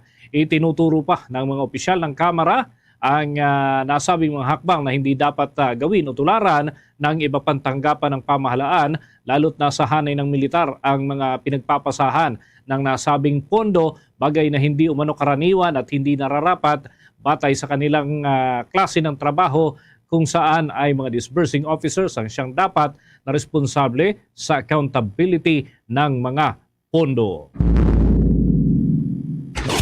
Bombo International News. Inilatag ni Israeli Prime Minister Benjamin Netanyahu ang mga dahilan ng pag-aproba sa ceasefire deal sa Hezbollah doon sa Lebanon. Sa naging televised speech ni Netanyahu nitong gabi ng Martes, local time mula doon sa Tel Aviv, inisa-isa niyang inilatag ang tatlong pangunahing dahilan ng ceasefire na magbebenepisyo daw sa Israel. Una ay ang pag-focus ng Israeli forces sa Iranian front. Ikalawa, para palakasin pa ang kanilang military forces at equipments na magbibigay anya sa kanila ng advanced weaponry na magpapalakas sa kanila para makumpleto ang kanilang layunin. At ikatlo, ang detaching o ang paghihiwalay ng front ng digmaan mula sa Hamas na nag-pressure sa Hezbollah para atakihin ang Israel. Makakatulong anya ito para maibalik ang mga bihag. Inihayag din ni Netanyahu na ang kanyang obligasyon ngayon ay maibalik ang 101 bihag, buhay man o patay, at para ganap na ma-eliminate na ang Hamas. Kaugnay niya, narito ang bahagi ng payag ni Israeli Prime Minister Benjamin Netanyahu. There are three main reasons. First, focusing on the Iranian threat, and I will not expand on that. Two, refreshing the military forces and our equipment, and I'm telling you, as it's not a secret, there's been delays in bringing more weapons and arms, and this delay will finish soon. We will have advanced weaponry that will give us more power to finish our goals. And the third reason for ceasefire, detaching the front of the war from Hamas. Matatandaan nga na nito pong Alas 4 ng umaga, araw ng Miyerkules local time doon sa Lebanon, naging epektibo na ang ceasefire na nagwakas naman sa mahigit 1 taong gyera sa pagitan ng Israel at Hezbollah.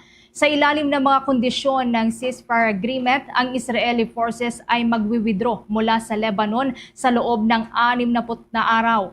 At habang naman ang Hezbollah forces ay papalitan ng Lebanese Army Forces sa timog ng Lebanon. Sa loob din po yan ng parehong period.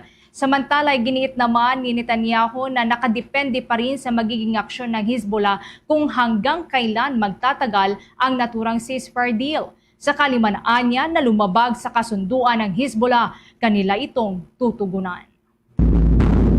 Papong balita sa ibayong dagat ay hiniling po ni Israeli Prime Minister Benjamin Netanyahu kay French President Emmanuel Macron sa kanila pong naging pag-uusap sa telepono na huwag ipatupad o harangin ang arrest warrant na inisyu ng International Criminal Court laban sa kanya. Base sa report, tinalakay ng dalawang leader ang naturang usapin noong nakalipas na linggo. Sa pag-uusap ng dalawa, nagpahayag umano ng kanyang galit si Netanyahu at hiniling kay Macron na huwag ipatupad ang desisyon ng korte. Bagamat hindi naman nagbibigay pa ng opisyal na pahayag si President Macron kaugnay sa naturang usapin, base naman sa impormasyong nakuha mula sa ilang sources, sinabi ni Macron kay Netanyahu na ipapairal ng France ang international law at inihayag na maaaring maggawad ng immunity ang mga West sa mga head of state. Matatandaan nga na noon pong November 21, inisyuhan ng International Criminal Court si Netanyahu ng arrest warrant kasama ang kanyang dating defense minister na si Yoav Gallant para yan sa war crimes at crimes against humanity doon sa Gaza. Samantala, tiniyak naman ng Armed Forces of the Philippines na walang tensyon sa kanilang hanay sa gitna na rin ng girian sa pagitan ni Pangulong Ferdinand Bongbong Marcos Jr. at Vice President Sara Duterte. Tugon naman ito ni Armed Forces of the Philippines Deputy Chief of Staff, Lieutenant General Jimmy Larida, sa naging tanong ng Senate Pro Tempore Jingoy Estrada kung mayroong nag-aalburuto sa kanilang hanay saan pa ng interim appointment ng 22 Armed Forces of the Philippines Generals. Anya, 100% walang anumang namumong posibleng pag-aklas sa kanilang hanay. Ayon pa kay Estrada, dapat na maging tapat ang mga kasundaluhan sa konstitusyon ng ating bansa, bagay na sinasang-ayunan naman ni Larida. Narito ang bahagi ng pahayag ni Senator Jingoy Estrada at Armed Forces Deputy Chief of Staff Lieutenant General Jimmy Larida. Meron bang mga grumbling sa military ngayon because of the recent events? 100% none, sir. Okay, very good. You have to be loyal to the Constitution, correct? Yes, sir. Thank you.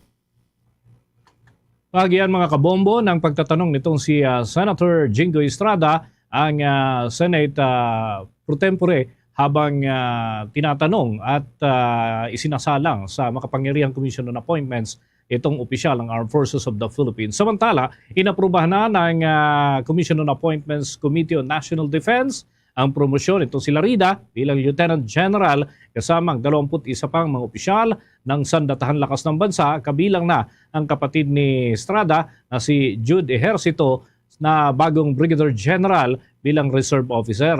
Hindi naman nakalusot ang promosyon ni dating TESDA Director General Suharto Mangudadato sa ranggong Colonel bilang Reserve Officer dahil na rin sa kabiguan niyang tumugon sa mga kinakailangang dokumento para sa kanyang promosyon.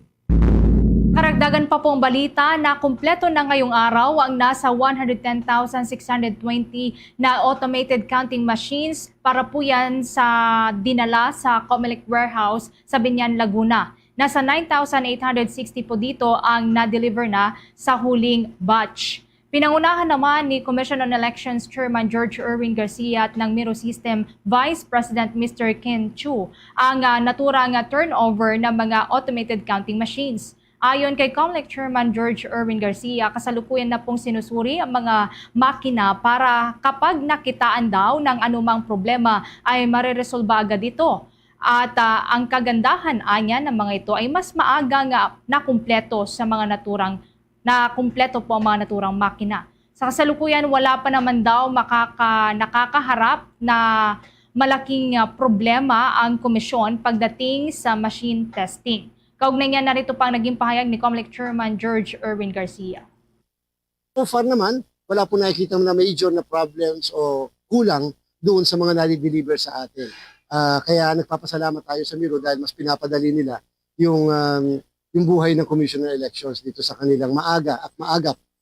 Samantala, inihayag din po ng Miro System Vice President na si Mr. Chu ang tiwala ng kumpanya na mag-supply pa ng mga makina para sa halalan sa susunod na taon dahil nakikitaan ang ating bansa ng pagiging sistematiko at organisado para po yan sa darating na halalan. Narito pa ang bahagi ng kanyang pahayag. The process here is very detailed, very systematic. It's a lot more constrained than other countries. It includes a lot more process, so we are therefore more confident with this process that we are going to deliver much better machines to COMELEC. Yan po si Miro System Vice President Ken Chu. Ang Miro System nga po ang siyang service provider ng COMELEC para po yan sa darating na halalan sa susunod na taon. Samantala, naglunsad ng isang signature campaign ng National Union of People's Lawyers na naghihikayat kay Pangulong Ferdinand Bongbong Marcos Jr. Nagawaran ng clemency ang Pilipina na nasa death row sa Indonesia na si Mary Jane Veloso bago pa man ito pauwiin sa ating bansa. Ang naturang petisyon ay parte ng Save Mary Jane Veloso Task Force ng naturang grupo na naglalayong mabigyan ng linaw ang mahirap na kalagayan ni Veloso at maisulong ang kanyang ligtas na pagbabalik sa bansa matapos ang mahigit isang dekada na pagkakakulong doon sa Indonesia. Binigyang diin doon sa naturang petisyon ang karanasan itong si Veloso bilang isang biktima ng human trafficking kung saan nakasaad na hindi dapat na ituring bilang kriminal si Mary Jane subalit bilang isang biktima. Target nga ng petisyon na makakalap ng malawakang suporta kapareho ng signature campaign noong 2015 na nakolekta naman ang halos kalahating milyon na mga lagda sa loob lamang ng ilang linggo. Kaugnay nito ay hinimok ng National Union of People's Lawyer ang mga individual sa buong mundo na lumagda sa naturang petisyon. Matatandaan noong nakalipas na linggo ay nagpahayag ng pagiging bukas si Pangulong Ferdinand Bongbong Marcos Jr. sa paggawad ng clemency para dito kay Mary Jane Veloso. Kuha po tayo ng mga balita mula naman dyan sa may Senado. Tinapyas na 10 bilyong pisong pondo para sa Armed Forces of the Philippines Modernization Program na ibalik na. Kaugnay po niyan, kuha po tayo ng buong detalye sa pag-uulat ni Bombo JC Galvez. Kinumpirma ni Senator Javier Ejercito na nabalik sa Senado ang tinapyas sa 10 billion pesos na budget para sa AFP Modernization Program. Magugunit ang Kamarang nagtapyas ng 10 billion pesos mula sa original na budget proposal para sa AFP Modernization na 50 billion pesos. Inapilanlaan niya ito kay Senadora Grace Poe na siyang chairman ng Senate Committee on Finance sa gitna na rin ng tensyon sa West Philippine Sea at pagsuporta sa modernisasyon ng AFP. Hindi naman tiyak sa ngayon sa ehersito kung saan hinugot ang 10 billion pesos. I'm very happy at least kahit pa paano nabalik yung 10 billion. No, na kami ni Senator Bato, the one who defended it, ako yung nag-support as Vice Chair. We appealed to the Chair of the Finance Committee, Senator Grace Po, na given the precarious situation, sensitive situation in the West Philippine Sea, all the more that we need to support the modernization. So at least I'm happy yung 10 billion cut at least na-restore natin sa same.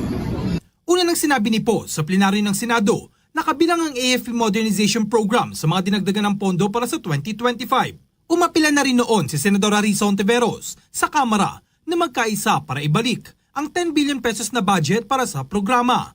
Anya, sa Bicameral Conference Committee pa ito may isa sa pinal kaya tumaasa siyang magkakaisa ang Senado at Kamara para maibalik ang 10 billion pesos na pondo sa modernisasyon. Kung hindi mapagkasunduan ng dalawang kapulungan ng Kongreso ang pag-restore sa 10 billion pesos, sinabi ni Senador Ronald Bato de la Rosa na 7 proyekto ng AFP ang maapektuhan.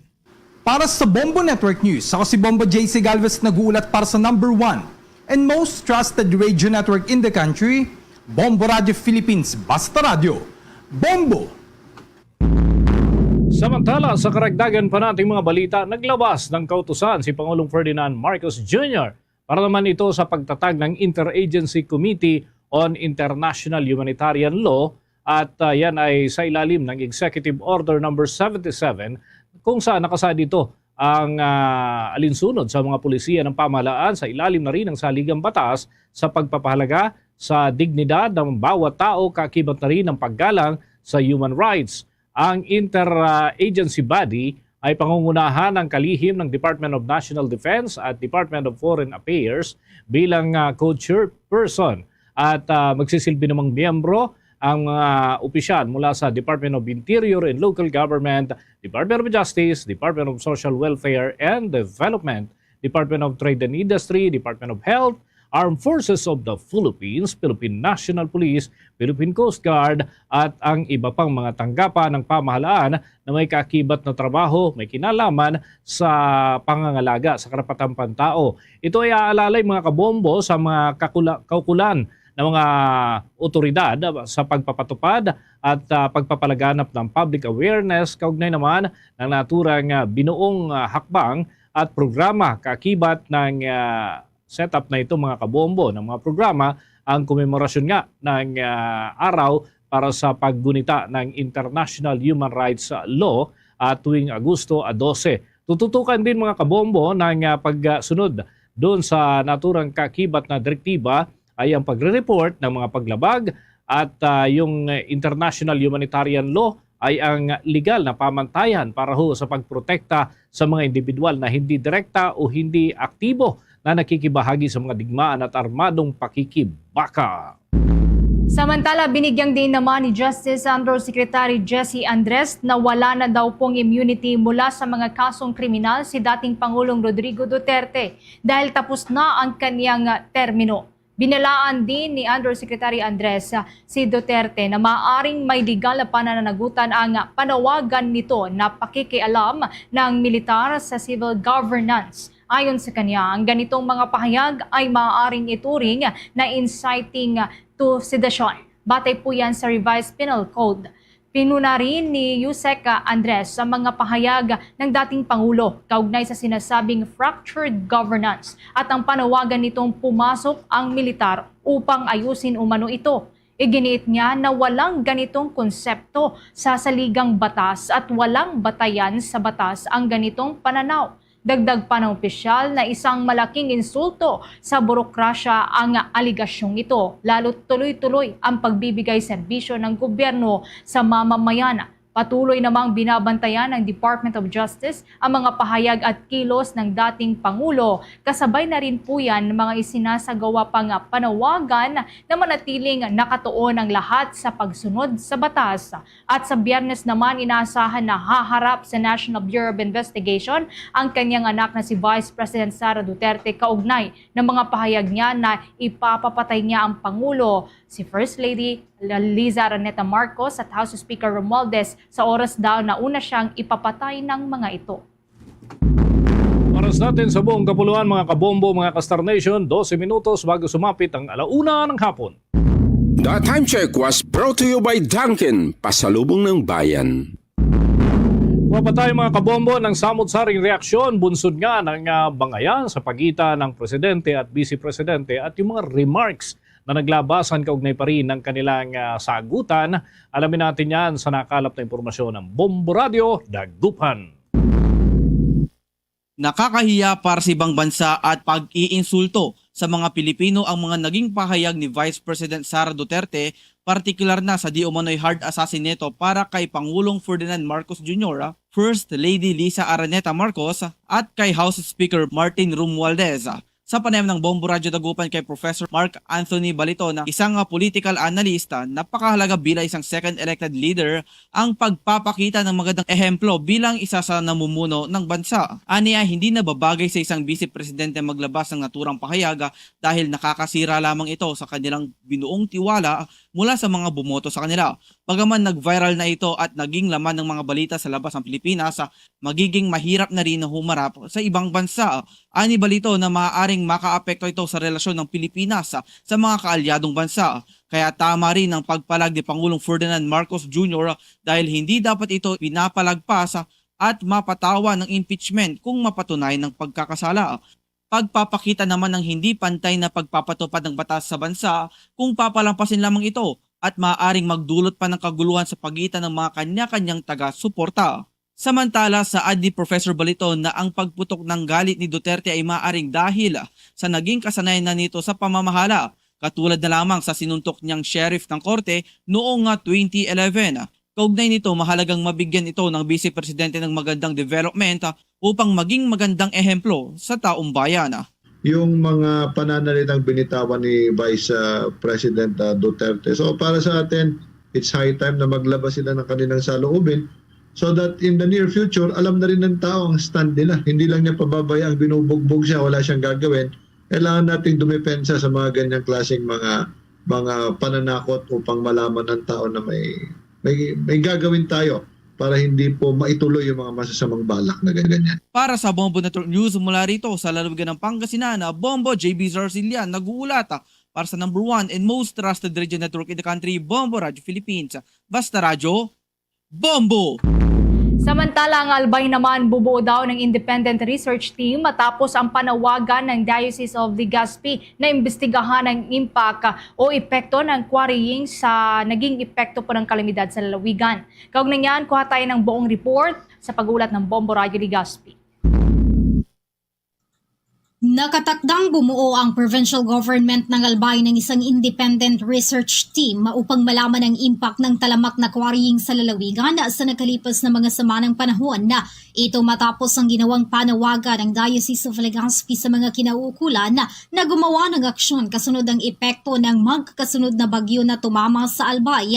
Matatandaan kasi na noong nakalipas na bagyong Christine ay nakaranas ng malawakang mga pagbaha sa ilang bahagi ng lalawigan.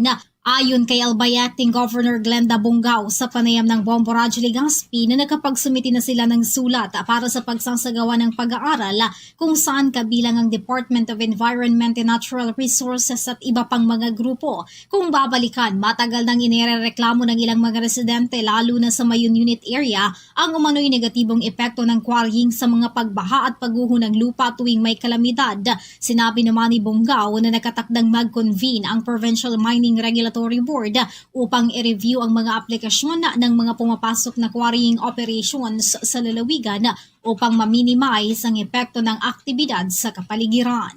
From DNR para magkaroon ng independent research para makita talaga natin kung may impact talaga itong mga quarry operations and road constructions na ginagawa po sa ating probinsya. Para sa Bombo Network News, mula rito sa Bombo Radio Legazpi, ito si Bombo Romela Sakayan Wanda sa nag-uulat for the number 1 and most trusted radio network in the country, Bombo Radio Philippines. Basta Radio, Bombo! Ito naman mga kabombo, nasa 2 bilyong piso ang inisyal na halaga ng pinsalang natukoy sa sektor ng agrikultura. Yan ay naitala sa Nueva Vizcaya dahil sa epekto ng Bagyong Pepito at yung mga produkto doon pangunahing apektado. May balita dyan ng Bombo Radio Kawayan.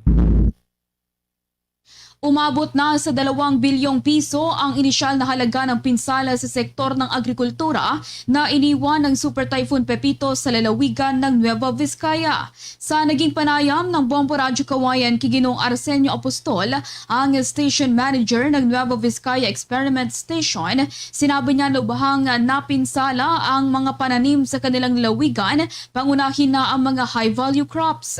May posibilidad naman na madagdagan pa ang nabanggit na halaga mahalaga dahil nagpapatuloy pa rin sa ngayon ang isinasagawa nilang damage assessment. Dahil dito ay asahan anya na maapektuhan ang supply ng gulay sa merkado dahil marami ang nasirang plantasyon ng gulay, pangunahin na ang kamatis, kalabasa, maging ang sibuyas. Totally damaged din anya ang mga tanim nilang sibuyas para sa kanilang Research for Development Program na pinondohan nila ng 3 milyong piso. Binaha kasi ang mga pananim sa Nueva Vizcaya kaya halos hindi na mapakinabangan pa ang mga ito. Nakapamahagi naman na umano sila ng mga farm input sa mga apektadong magsasaka na nagkakahalaga ng 18 milyong piso. Marami pang na-wash out na plantation, hindi lang mga gulay. May mga naani pero maraming natira. So mga 35 to 50% totally damage yung mga plantation natin. So we are expecting yung ng gulay, pag-decrease ng supply. At iyan ang ulat mula rito sa Bombo Radyo Kawayan. Para sa Bombo Network News, ako si Bombo Jamaica Barbas. Para sa number 1 and most trusted radio network in the country, Bombo Radyo Philippines. Basta Radyo, Bombo. Samantala, meron naman pong isang retired judge ang patay matapos na pasukin ang kanilang bahay sa Tacloban City. Kaugnay niyan, kuha po tayo ng buong detalye sa pag-uulat ng Bombo Radyo Tacloban. Naliligo na sa kanyang sariling dugo ang isang retired judge nang matagpuan ng mga otoridad sa Marasbaras, Tacloban City. Ayon kay Tacloban City Police Office Information Officer Police Lieutenant Colonel Alan Camasin, base sa salaysay ng katulong na siya ring humingi ng tulong sa mga pulis, ay magtatakip silim habang siya ay nagluluto nang napansin niyang may ibang tao na lumabas sa kwarto ng kanyang amo. Dagdag pa nito, unang beses pa lang niya nakita ang suspect kung kaya dali-dali niyang pinuntahan ang kwarto ng kanyang amo upang kumpirmahin kung kaibigan niya ang nasabing suspect. Dito nalaman niyang hindi magkakilala ang dalawa at bigla na lamang siya nitong tinutukan ng patalim. Sa pangyayaring iyon ay tumakbo ang katulong para humingi ng tulong sa mga otoridad pero huli na nang dumating ang mga ito dahil wala ng buhay ang biktima. Dinala pa sa ospital ang biktima pero diniklara na itong dead on arrival. Sa kabilang banda ay nahuli naman ang suspect at nalamang minor de edad ito na taga-barangay Tagigtik, San Jose, Tacloban City. Napag-alaman din ng mga otoridad na lasing ang suspect at nasa ilalim ng ipinagbabawal na gamot nang mangyari ang krimen. Agad na respondi ang ating kapulisan kung saan natagpuan ang biktima na si Crescenti Maraya, 79 taong gulang at isang retiradong hukom na malubhang nasugatan at dinala sa ACE Hospital. Sa kabila ng pagsisikap, diniklara siyang dead on arrival. Sa ngayon ay hawak na ito ng mga otoridad para sa kaukulang kasong ipapataw sa nasabing suspect. Ito ang update mula sa impila ng Bombo Radio Tacloban. Ito si Bombo Sheila Encio para sa number 1 and most trusted radio network in the country, Bombo Radio Philippines. Basta Radio, boom! Mga kabombo, mga ka-Star Nation, tuloy-tuloy lamang sa pagsubaybay sa mga programa ng Bombo Radio Philippines para updated sa mga balita at informasyon. Maring tutukan ng mga programa ng Bombo Radio Philippines sa pamamagitan ng YouTube, TikTok at maging sa ating Bombo mobile application. Sa Facebook Live naman mga kabombo, dyan sa bahagi po ng Visayas, doon sa mga Ilonggo speaking. Para po ito sa inyo, Bombo Radio Iloilo, Bombo Radio Bacolod, Bombo Radio Rojas. Pero doon sa mga Cebuano speaking, nariyan naman ang Bombo Radio Cebu. Sa mga Akyanon, Bombo Radio Calibo. At sa mga Waray, Bombo Radio Tacloban. Mga kabombo, bago po tayo magtapos, samahan niyo po kaming manalangin ng Orasyo Imperata for Peace. God, our Heavenly Father, Lord of peace and justice, we humbly come before you during this time of escalating geopolitical tensions in our part of the world. Through the years, you have sustained our faith in you as a nation. It is our faith in your divine providence that has made us survive the countless natural and human-caused calamities that have come our way in our history as a people. Spare us, Lord, from the horrors of war. Hear our pleas as we cry out to you. Have mercy on us, Lord. Rescue us from the malevolent forces that influence world leaders.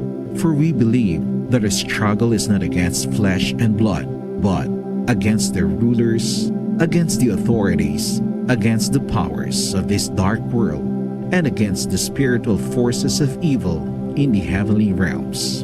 We pray for your leaders entrusted with making crucial decisions for our nation. We place all our hopes in you, seeking your forgiveness and mercy for the times when our fears and suspicions have tainted our perceptions with ethnic biases and prejudices verging on racism. We earnestly pray, Lord, that you make us instruments of your peace. Where there is hatred, let us bring love. Where there is injury, pardon. Where there is doubt, faith. Where there is despair, hope. Where there is darkness, light. Where there is sadness, joy. Through our Lord Jesus Christ, your Son, who lives and reigns with you in the unity of the Holy Spirit, God, forever and ever. Amen. Our Lady, Queen of Peace, Pray for us. Saint Michael the Archangel, Pray for us. Saint Joseph, Pray for us. Saint Francis of Assisi, Pray for us. Saint Lorenzo Ruiz, Pray for us. Saint Pedro Calungsod, Pray for us. Christmas is a time for sharing. Mga kabawa Kasur Nation, sa atin pong Christmas countdown, 28 days to go, bagong araw ng Pasko. Luzon, Visayas at Mindanao. Yan ang kalipunan ng ating mga balita para sa pantanghaling edisyon ng Bombo Network News. Mula sa Bombo News Center, Makati, para sa number 1 and most trusted radio network in the country, Bombo Radio Philippines. Basta Radio, Bombo! Bombo kahit kanino, nangangailangan ng tulong. Pamasko para sa iyo, ang aming lingkod. Maligayang Pasko sa lahat, Star FM at Bombo Radio. At Bombo Radio.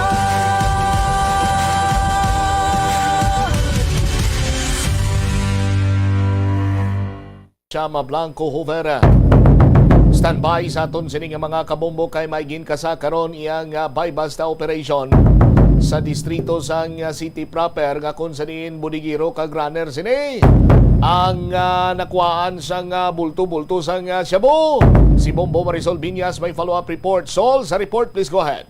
Bombo siya malapit man 2 milyones pesos nga balor sa ginapatihan Shabu ang nakompiska diri subong sa sining ginapatihan Budigera kag runner niya sini diri mismo sa may area sang Wayang sa barangay Mulilo ni Iloilo City proper sa diin sang nakita naton ang sitwasyon diri ining babayi nga si alias Inday o kun si alias Inday ang pagtuod niya sini nga pangalan si Lindy Plaza 29 ang pangidaron. Actually mga 2 years ago nakakadto diri siya sa may syudad sa Iloilo matapos na priso ining iyang bana dito sa may Bilibid. May kaangot man sa illegal nga droga kag ang ginapatihan nga amo ni subong ang supplier abi sang sining ni alias Inday nga ginapatihan Budigera dako man nga bulto abi sang mga Shabu ang ginabaligya sini diri sa bahin sa syudad sang Iloilo kag upo diri nga nadakpan amo si alias Mark nga nagapangidaron sang 34 anyos nga una gani nato na siplatan abi naton kay unang information nga nakuha mag-live-in partner ini sila pero do ka sosyo lang ini sila no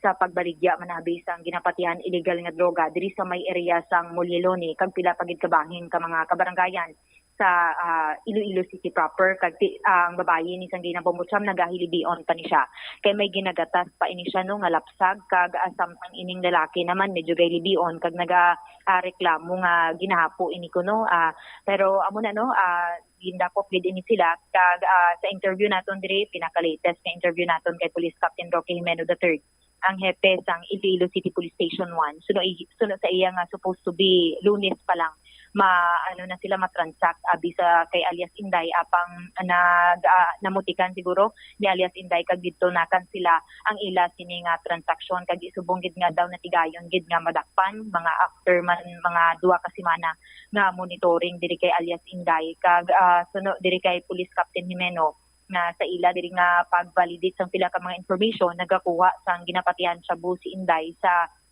Bilibid sa priso man nga ginapatihan amo ni ang bana niya kag sa subong no ang ginaobra gali din ni Inday nga para makatigayon abi makabaligya mapalapta ini ginapatihan Shabu amo iyang pagpangita sang sining mga pila ka mga ihara sa mga do nagakinahanglan gid o kon mga pigado bala nga mga individual kag amo ning gina transact niya abi nga mabaligya o kun mangin runner sa iyaman nga bahin diri Bombocham. Sa dugang bala nga pahayag ipabatita nga to nangin interview kay Police Captain Roque Jimeno III. Actually hindi man gid na sa hayag nagabaligya droga but hambal naton bala nga ang source nila amo ni sa New Bilibid hindi na nato na ipagimit lang kay ti daw so far sa magindakop naton siya gining natudlo nga main source. So gapangita ni sa subong no sa mga simple lang nga tao nga magbaligya sang droga ya butangan niya budigira so amon sang isaya ka budigira actually no sa monitoring nato ni siya mga almost 2 weeks pa lang ang monitor ta but it turns out positive so that's why nga hindi taga man gusto nga mag-abot ini sa syudad so gintinguan naton nga ano ni sa subong mabaybas naton kay ti ang iya ni nga ginadala is almost 500 grams. So ang aton nga nga balita sang Monday nag-abot but ang aton nga nga civilian informant waya gintagdagan. So that's why nga wala sa nato natigayon sang Monday. So naghulat kita nga subong kay subong ang ilang nga transaction ti kita sang worth 7,000 sa iya kag natigayon diri mismo sa iya nga lugar wherein indri sa wayang sang Muliluni kung diin nakakuha kita ni siya sa iya nga overall na ang aton nga transaction is 7,000 and then 14 pagid ka pieces sa position kag nakuhaan ta pagid sa kaapat ka nut tide. So all in all is more or less 275 grams ang nakuha naton with standard drug price of 1,870,000 ang nakuha ni sa iya. Ano ning involvement kay sa kanadakpan? Ano ning relationship nila? So ang involvement sa nadakpan nato no, siya ni ang garanran, siya ni ang cohort siya, conspiracy ni siya. So nakakuhaan ta man ang isang iya position kagina. So ato based sa aton nga subalin paramat, iran niya patutani ay amo ning ginasugo-sugo ni Yaka Inday Linde na magbaligya sang drugs. Mambocham na batian si Police Captain Roque Jimeno III. So sinugi diya ang ang makabig naton na Bombo Sol, sinugi niya ang target, ang babayo kung lalaki? Ang babayi diri Bombocham, si alias Inday. Si alias Inday. So si alias Inday nagaserve nga do budigira abot silingon do kumbaga pa do bagsakan ni siya sang supply sa illegal nga droga diri sa Muliluni. Exactly, Bombocham. Halin ko no ini sa iya ni nga ginaupod-upod sang una diri sa may bahin sang Bilibid man sa diin na priso na ini subong bangod man sa pagbaligya kag paggamit sang illegal nga droga. Ti damo man to sang naga-secure sang Bilibid prison. How come nga ginatumod karon sa aton sa kapulisan dito halin sa Bilibid prison? Paano to halin sa Bilibid prison? Abi bumbusol ang ila sining nga supply kay prisuan man nato ano lang Bilibid prison Factoria sang Siabo. Exactly, Bombocham, amo pa na ang dako gid nga palaligban subong nga bisan gani mga kapulisan diri sa syudad sang Iloilo hindi man nila masabat paano abi na hikutar sang tining mga didto na sa sulod sang prisuhan nga mapagwa ining mga illegal nga droga nga tuman ka damo ka dagko kag tuman ka mahal pa diri Bombocham. Ti kung lang taon tagin man abi, granting for the sake of discussion, why gid man abi sa illegal nga droga, may mga connections pa ining former live-in partner niya nga ari ang contact number ni amo sinyo, ari ang connection ta sa kay amo sinyo, ara dira ang supply sa illegal nga droga, sa iya ka lang contact, dira namon bagsak sa iya, but silingon ti ang transaksyon naga-transpire sa sulod sang New Bilibid Prison. Kung naga-transpire gid man sa sulod sa New Bilibid Prison, paano kay di ba lang ginadumilian na sila nga magamit sa mga cellular phones? Kag kung magagamit gid man sila sa cellular phones, ti may nagakaigo ng oras kag within the supervision sang nagabantay sang New Bilibid Prison sa mga Bureau of Corrections personnel abi Bombosol? Exactly, Bombocham, pero sanggina, kailain maning statement nga ginhatag sa ato ni Police Captain Jimeno nga halin dito sa may Muntinlupa, it means sa Manila. Unlike iya sa tong babayi nga may ginabisita, supposed to be mabisita ini siya sa Iyabana o kung posible relative niya man diri sa isa ka presuhan sa may syudad sang Iloilo or mismo diri guro sa may BJMP Ongka, Bombocham. Pero ginabalibad sinibangod nga wala sang kwarta, wala ini siya nakatigayon nga ti makabisita sa gusto niya di kaduan supposed to be sa may bangin sang Ongka BJMP. Ano namin mo nga wala kwarta, wala ka bisita, nga na magbisita ka sa inmate nga himata mo, mabayad ka?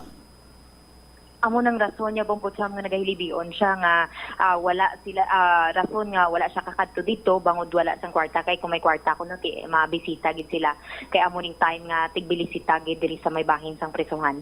Oh, ti posibilidad sina base ang buti silingon nga wala sila sang kwarta nga kung amo na nga way sila gani makabisita to sa mata nila nga na priso. Ti karon ginapabangdan pa sila nga amo na abi nga gabaligya sa illegal nga droga kay ti kun damo ila kwarta kun tay mambal tani nga nakabisita nato sila Bombosol do mo sila sugilanon. Awdo amo gid na Bombocham exactly. Kag actually dako gid nga kagugot nga gapamalibad ga panginwala ining si alias Inday nga wala siya kuno nagagamit abis sang illegal nga droga o kun nagabaligya ang ginatudlo sini ang iya nga runner nga sa iya pagahibalo nga amo gid man ang nagabaligya ka droga pero siya ang hugot nga nagapanindugan kag nagapangayo pagani isang pila diri ka mga pabor sa kapulisan nga kun mahimo daloon niya na lang sini ang iya lapsag sa sulod sang presuhan kay ti ginagatas pa lang ini Bombocham. Ti kung wala sa nagabaligya sang illegal nga droga, sino abihay? Exactly, Bombocham kalabanan gani kuno sunod diri kay Police Captain Jimeno ang ining mga nagakaladakpan do nagaobra ka mga senaryo para kaluoyan nang sila ti galing sa monitoring, validation, nagaobra man sila sang malain kag amo na gani susugon sa iya do deserve man ni nila ay para magmanton man sila sa prisuhan. Anyway, balikan kung dugang mo nga mga balita. Bombosol, thank you, Ged. Ini si Bombo Marisol Diñas para sa the number 1 and most trusted radio network in the country, ang Bombo Radio Philippines. Basta radyo, Bombo. Salamat kid na Bombo Marisol Binyas. Now, libog ang ulo naton kung ano ang eksakto siniyang impormasyon, istorya sigulanon, may kang tanan sa ginahalinan kung sa diin naghalin ang illegal nga droga. Kay sandig sa aton sini kapulisan, halin kuno sa Muntinlupa. Ti basi ma-confuse ang aton sini nga mga kabombo kay may naga-exister iya nga local government unit sa aton sini nga mga kabombo nga ang tawag is Muntinlupa City.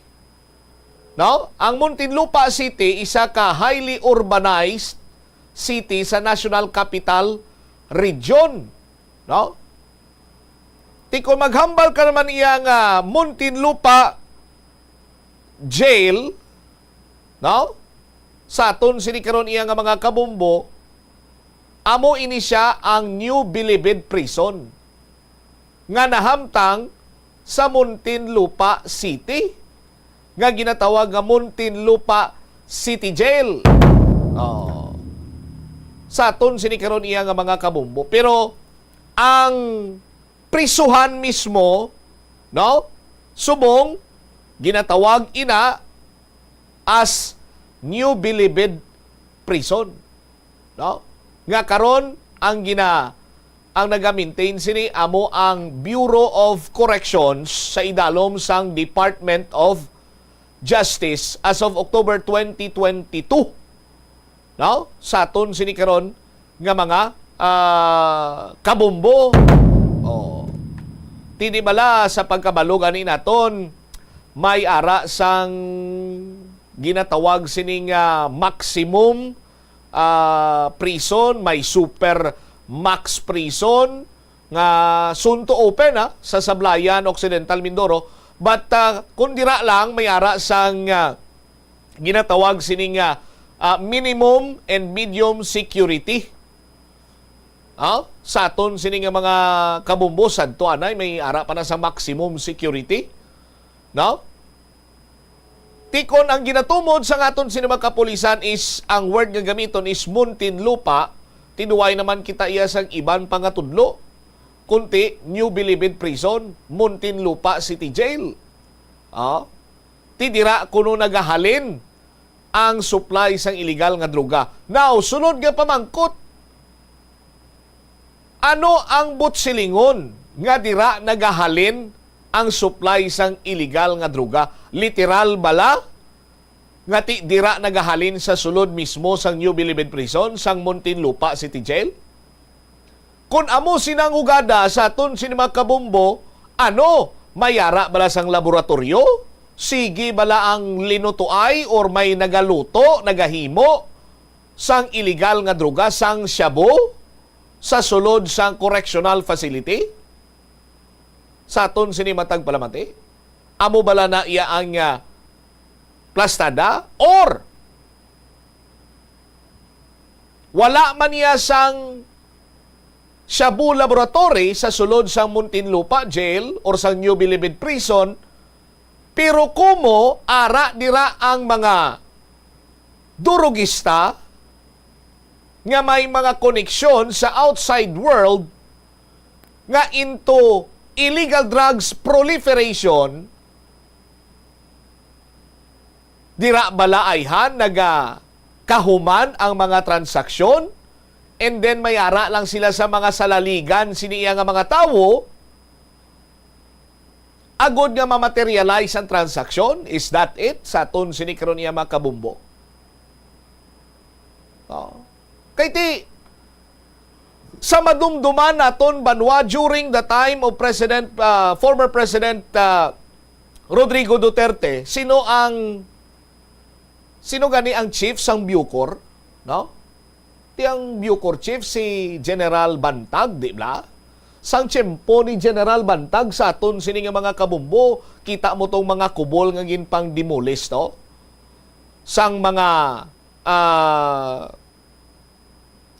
ano nang tawag sila sa basta mga big time siniya nga mga preso, mga big time nga high profile inmate, ti pinangwasak, pinangpison to ni General Bantag, but after the Duterte administration, sa subong sini nga tsimpo, General Bantag is on the run. Bangod iya sa pagkaulamid man sa krimen, sa kapatay sa isa iya ka broadcaster, no? Si Lapid Fire to bla, no? Sino gani itong ngalan niya? Sa aton sini mga kabumbo. Kag all fingers are pointing sa kay General Bantag nga siyang utok-utok. Ti isang na-dismiss to si General Bantag, ginislan siya sa sadtuanay ng Bucor chief man, subong Bucor chief gyapon nga nagtalos sa kay General Bantag, amo si Bucor chief Gregorio Katapang Jr. No? Sa aton sini nga mga kabumbo. Tisang tsimpo ni Gregorio Katapang Jr. ni Bucor chief Katapang sa aton sini nga mga kabumbo. Ti amuning masami karon nga mabatian naton. Halin sa Muntinlupa, no, didto sa Muntinlupa, may connection sa Muntinlupa, so on and so forth. Kaya ano ba lang butsilingon sinisaton niya mga kabumbo? No? Kaysang tsimpo ni Bantag, why kita ya kabati nga ang transaksyon, halin sa Muntinlupa, ang supply naghalin sa New Bilibid Prison, kung ano man sinadra banwa. No? Why man ko sa may gina-insinuate sinadri, but I'm just wondering. Nga hindi kita mag-wonder, abi banwa? Kalabanan sang mga bantog, kagin-brand nga drug lord, durugista, high profile, high value target, during the Duterte administration, nagkalawagtang. Oh. Sa aton sini makabumbo. Naguluntay andang buol. Amo man gani na subong iyang ginatutukan kay ginahambal sini Banwa nga ti may mga paglapas kulong sa mga kinamatarong, layi, so on and so forth.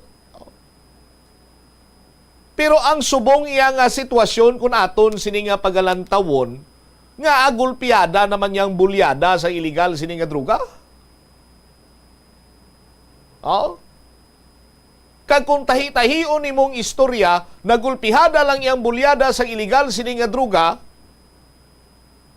kag naglupok naman ang New Bilibid Prison, ang Muntinlupa nga mga tinaga nga ginahalinan sang supply, sang gindimulis na si General Bantag sa New Bilibid Prison as Bucor Chief. Di ba? Oh. Pero hindi man kita makambal sini Banwa nga limpyo na gid si General Bantag kay pagbulos to yan ni Bucor Chief Katapang, ni General Katapang, damo man to sa madiskubrihan. Oh, nga may mga kinutkutan to for scuba diving, may mga kabayo, may mga manok nga inugbulang. Oh? Pero to sa amo to nga paghalughog iya sang pagbago administrasyon sa Bureau of Corrections ti may duay man ginbalita kag duay man kita sa may nabatian nga balita nga may may natukiban to nga Shabu Laboratory. No? Sa aton sino ba kabumboy, di ba? Anyway, no, ti bangod nga ara na amo ning dapat sini karon niya nga padalman sa aton sino otoridad. No? Why is it nga kung magdalag ko anay gani nga supply ang madakpan diri sa syudad or sa probinsya sa Iloilo or kung sa diin man iya partikularmente sa bahin na bisang rehiyon 6 nga ang mga tudlo didto nagapuntaria sa Muntinlupa ukon sa New Bilibid Prison. Nga aayhan.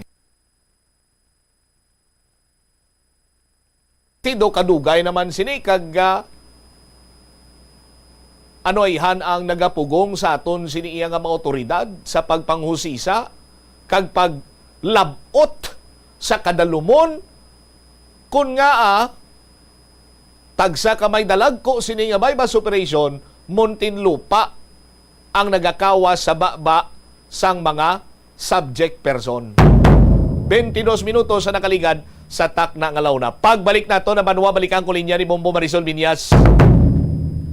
Ang Schools Division of Iloilo magapatigayon man sa pagpanghusisa sa sining akusasyon batok sa isa iya ka maestro, no, manunudlo nga lalaki nga nag-video sa isa iya ka non-teaching personnel samtang nga nagapaligo dito iya sa Banwa sang Kalinog sa ini silang nagatambong sa jamboree.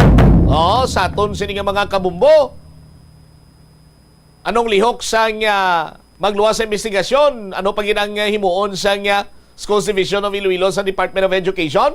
Balikan tayo ni matapos ang pila ka-importante nga mga panumdumora. The Farmers Bazaar, your traditional public market with the touch of Plazuela Dos, ang isa ka lugar nga gintukod sa tion kag sa kasagsagan sa COVID-19 pandemic nga may tinutuyo nga maghatag sa imo sang safe marketing experience. Subong nga ang COVID-19 hindi na gid man dako nga pamahog kag nagapakadto na kita sa next normal. Rest assured nga ang Farmers Bazaar will further evolve agud nga magpadayon sa paghatag sa inyo sing satisfying marketing experience. The Farmers Bazaar sa lower level tara na pahamtang ang fish, poultry kag meat section para naman sa inyo mga kinahanglanon nga prutas, utang kag iban pa, magbisita sa upper level pinaagi sa paggamit sa hagdanan o kon sa pagkadto direkta sa parking lot. The Farmers Bazaar, your traditional public market with the touch of Plazuela Dos. Plazuela de Iloilo, Billboard of Activities for November 24 to 30, 2024. Si Mr. Totong Villaruz kag ang iya nga banda ang magatakop sa bulan sang Nobyembre 2024 with an exciting musical show sa concert at Plaza. Blasting of alas 6 ang gabi sa November 30, Sabado. Sa tion sa musical show, napuno ka mga matahom nga plaswala di Iloilo, special edition mugs, kag madamo pa nga iba na ikaparafol sa mga suki sa plaswala di Iloilo. Sa Disyembre 1, Domingo, ginaagdang tanan nga mangin kabahin sa Eucharistic celebration nga pagkahiwaton sa Latolda sa mga adlaw.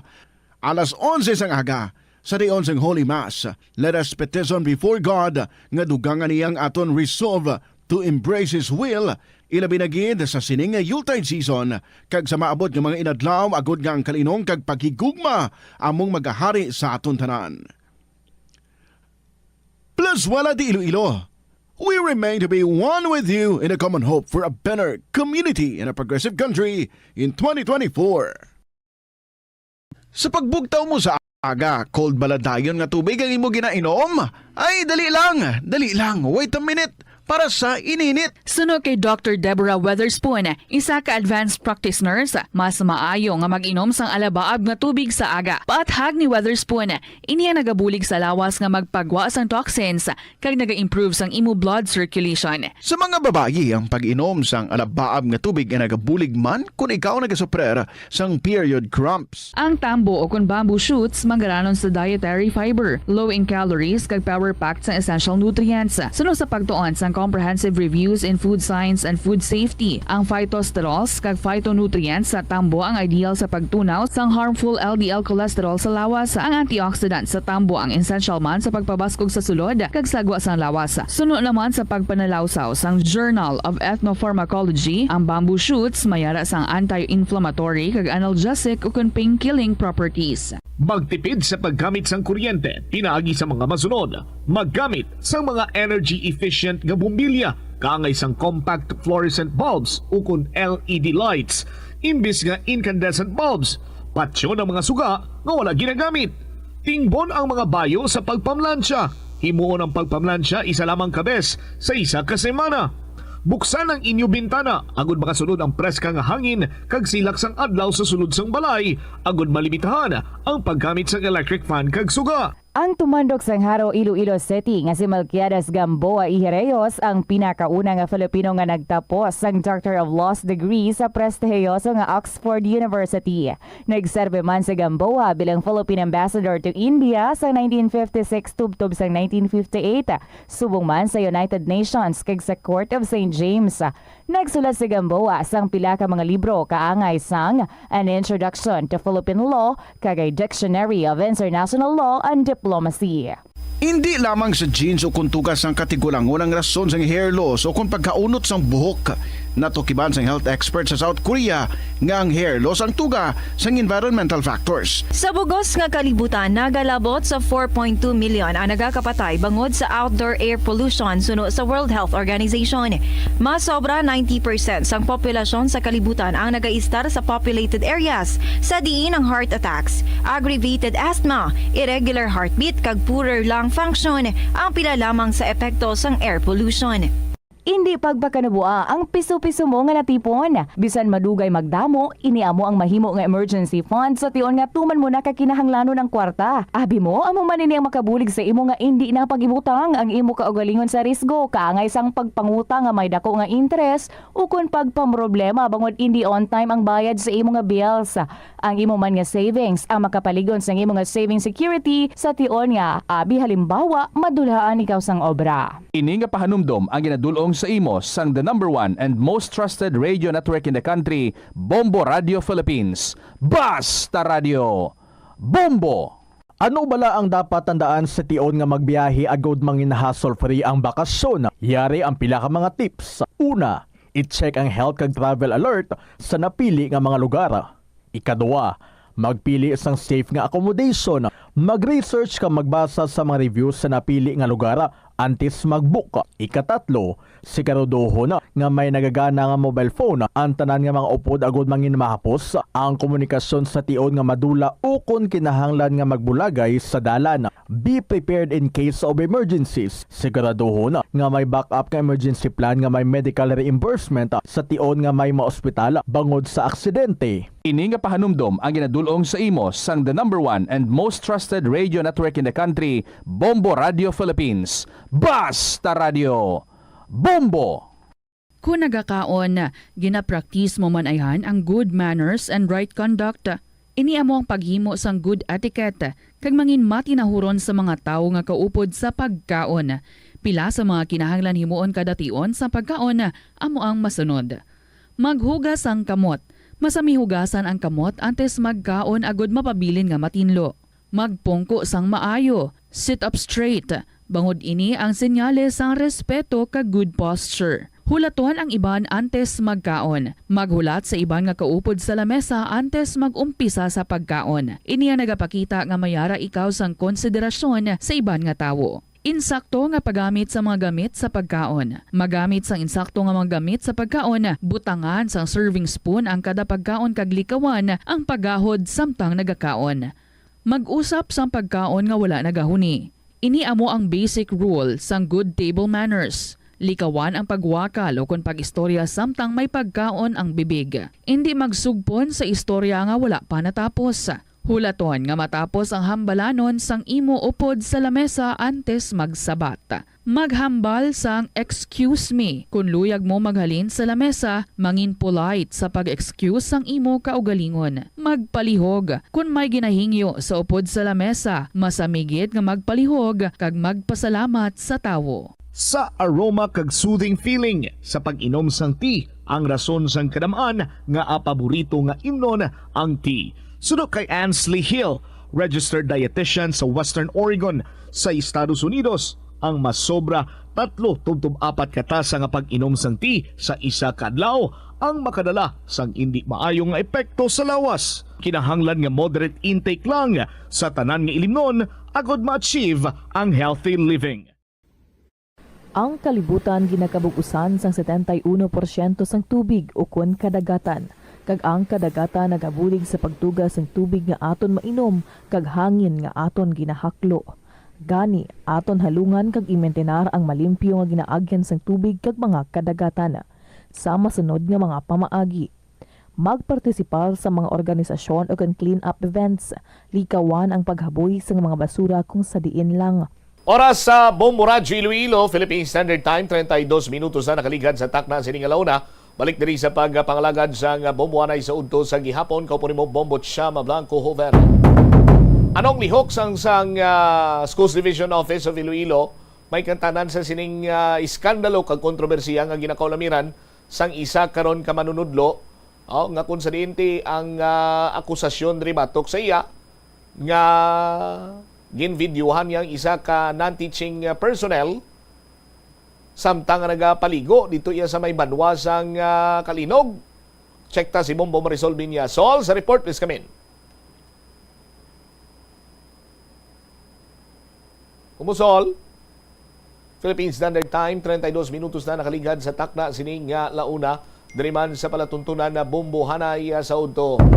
Standby kay balikan ta ang linya ni Bombo Marisol Binya sa pagkuha man sang dugang sining mga detalye kag impormasyon. No, sa aton sining mga kabumboti do hindi gini kapanghilamos karon ang maestro sang mga posible sining pagpangutubangon nga mga kaso pananglitan sa bahin karon iya sang Boy Scout of the Philippines to kag sumungman sa bahin sang Schools Division Office. Lakip na diri sang non-teaching personnel nga maga-file sa nagakaigo sa nga complaint batok sa iya. Bombosol, please go ahead. Bumbot sa paimbestigaran diri subong sa Schools Division of Iloilo, ining manunod iya nga ginaaligar nagpanglili kung nagpanglingling kag nagvideo diri sa isa ka non-teaching personnel nga una sa information nga nabato naton isa man ini siya ka manunod no, pero isa gali ini siya no ka non-teaching personnel diri iya sa may bahin sang Ahoy nga nagtambong man sa may Boy Scout of the Philippines Jamboree 2024 diri iya sa may Barangay Libot, Kalinog, Iloilo. Kag samtang sa bahin naman iya sa background abi sang sining manunudlo nga ginatudlo nga suspect or amo ni abi ang ginreklamo nga nagpanglili to sa CR samtang nagapaligo ining non-teaching personnel o kun ining nagreklamo kag at the same time nagvideo ang taga Banwa sang Bingawan dito ini siya nagatudlo kag nagapangidaron ini siya sang 57 samtang ang ining nagreklamo ang nagapangidaron sang masobra 30. So pinaka-latest 57 anyos, by the way, Bombo Sol, anong duga nga mga ginhatag sini nga details? Pamilyado, bla ini?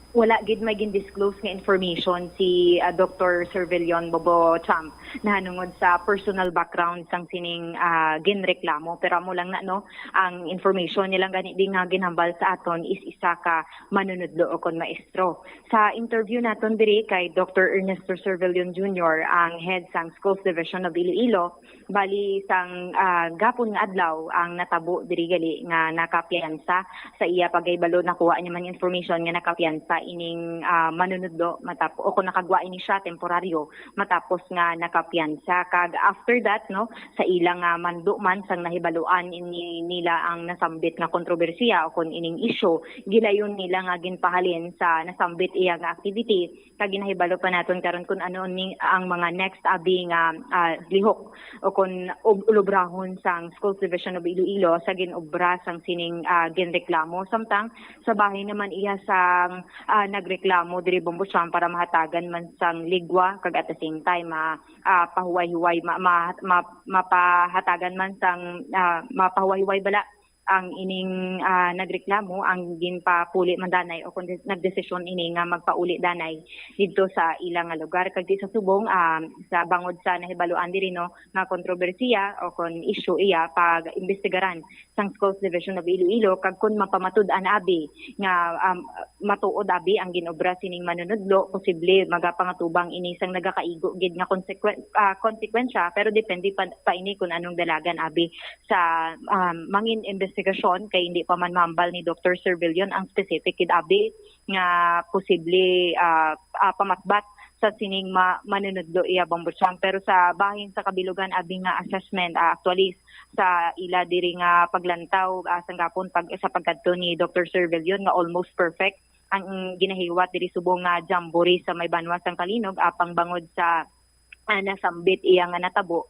Amo lang na no medyo may gamay nga kinahanglan nila may mga dapat sila improve dapat tagid pabastugon kuno ining seguridad kag at the same time ang mga activity sa nasambit iya nga Jamboree kag aside diri no suno kay Dr. Servillion bilang ilap intervention sa bahin abi sang non-teaching personnel na ginaligar namulestyahan bangod sa pagbidyo, paglingling sa iya samtang nagapaligo o kung nagaobra sa mga pribado abi nga butang sa sulod sang iya sini nga ginapaliguan ang ipaidalom sa psychosocial intervention kag aside dira no hindi lang ining nagreklamo mangin ang kabilugan nga mga scouters sa nasambit iya nga Jamboree sa subong hapon Bombo Champ by 5 PM karon magaobra sila sang debriefing para mahatagan man no sang kasanagan ang nasambit iya nga hitabo. Sa dugang bala nga pahayag ipabatita ang ato nang interview kay Dr. Ernesto Servillion Jr. As stated sa aton statement Bombo Sol, may gamay nga paglapas sa aton policy nga nahimo ang isa ka scouter naton dira hindi man clear gid sa aton kung ungod o hindi ungod. So basta may insidente nga pareho sila. So siyempre part sa aton policy nga kung may mga infraction sa aton existing policies, it shall have corresponding consequences. Bumbusol. Diin na ni subong Dok ining nagreklamo kag tagreklamo Dok nga scouters. Alright, away kahapon Bumbusol sang pag-inform sa akon nga amo na ang insidente nga natabo dito sa campsite. In-advise ko ang aton council scout executive dito through kay Sir Yunil Salvilla nga ipa-pull out ang scouter na hindi na lang siya anay pag-ipa-join sa aton activities sa sininga time tungod hindi na maayo may natabo na nga event nga daw sa pananaw ko hindi makapaayo para sa organisasyon kag siyempre sa aton man mga scouts nga ara dira kun maga-join gihapon siya Bumbusol. How about you Dok ining victim Dok or ang nagreklamo? Kamusta si Ma'am Dok? Maayo naman siya Bumbusol according sa aton mga kaupdanan dito kay personally kagabi around 8 o'clock nagkadto ako dito sa campsite pag-abot ko right after nga nag-abot man ako halin sa Cebu. Maayo man siya pero after sang natabo nga to Bumbusol nagpuli na lang man anay siya. Nagbalik siya sa ila school sa ila lugar. Wala na lang siya na nagpadayon sa pag-join sa activity ng Bumbusol. Yes po Dok. Anong pinaka-latest naton nga intervention subong Dok para malikawan kag hindi na ni masulit abi Dok, especially sa amo na nga mga event or kung ano pa nga event involving abi mga students or teachers Dok? Actually, Bumbusol almost perfect ang pagplano, yung pag-execute sa mga activities sa lugar sa aton campsite o galing bilang tao siguro hindi malikawan nga may mga deviants bala persons who deviate from what is normal or naga-deviate sa mga norms nga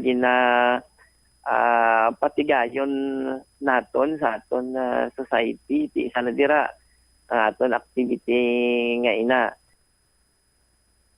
Bumutsam na batian si Dr. Ernesto Cervillion Jr., ang head ng Schools Division of Iloilo. All right.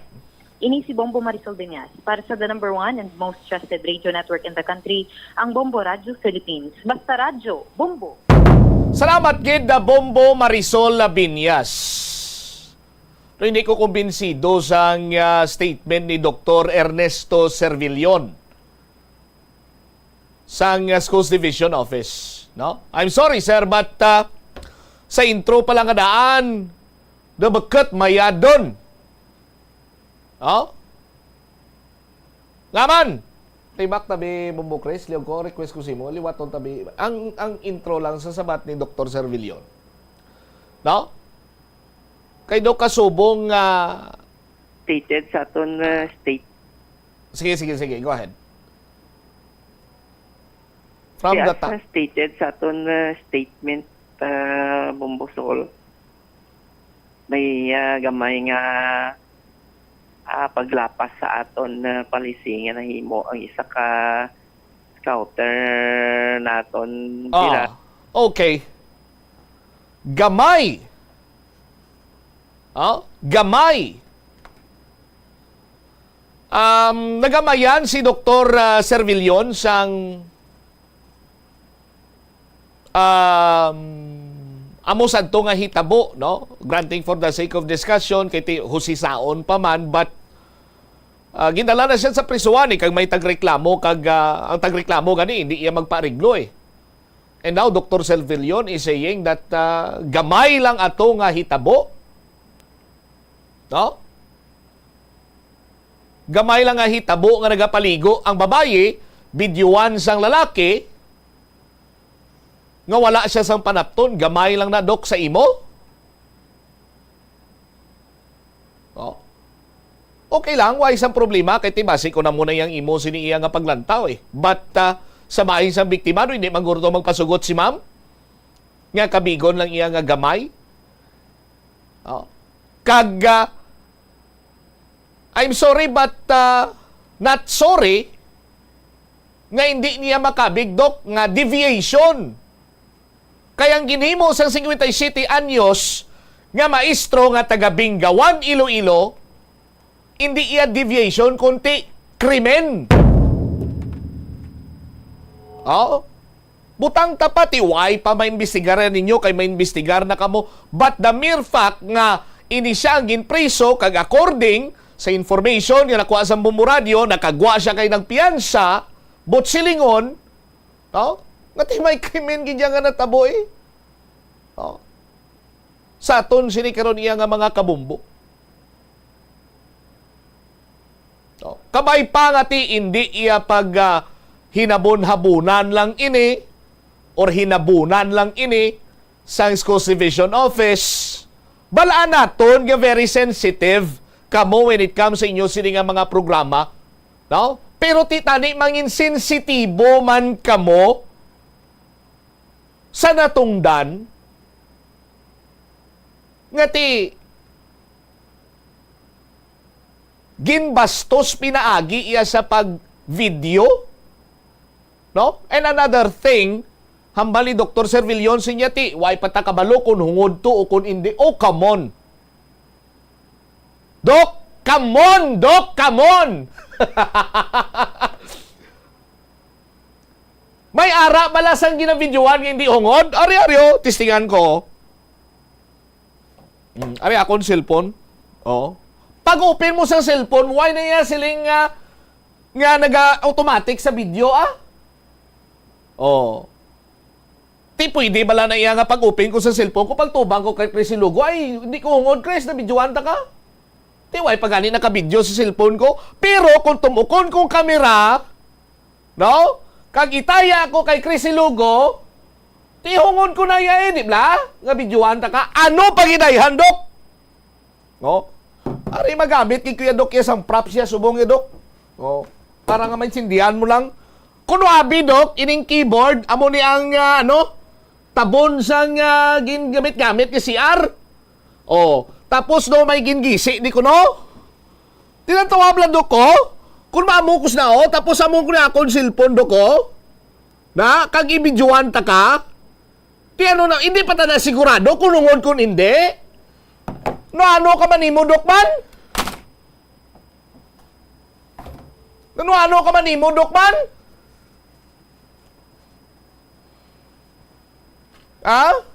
Nagutom na ko nga daan kay gamay lang pamahaw ko kay na. Irab sulok-sulok ko tapos mo pa nang imo statement. Hindi kita sigurado sa pagvideo kung hungod kung hindi. Ginago! Dok, ginago, Dok, kambal ko, Dok. Tapos gamay nga insidente, iho di kang garoyaw,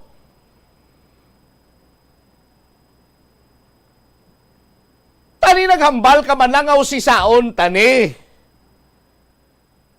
Tinambal man ni Dok ang si saon, tani. Pero ti gamay. Nga, konsuelo sa nabidyohan. Kung tani, dalagan sa istorya, ginapasigurado ta, ginreprimand ta tong nag-video, ang manyakis to nga 57 anyos to nga taga Bingawan. Ginkwat ang cellphone niya, ginpapanas ta tong video.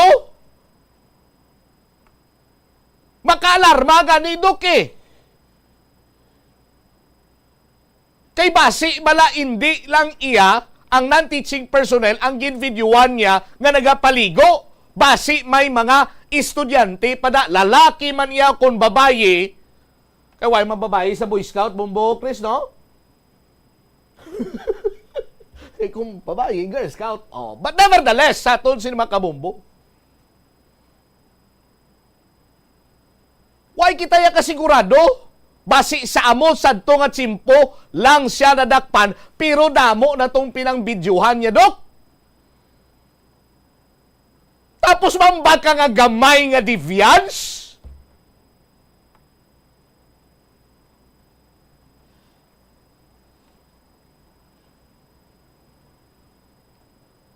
Ano sistema to ni man?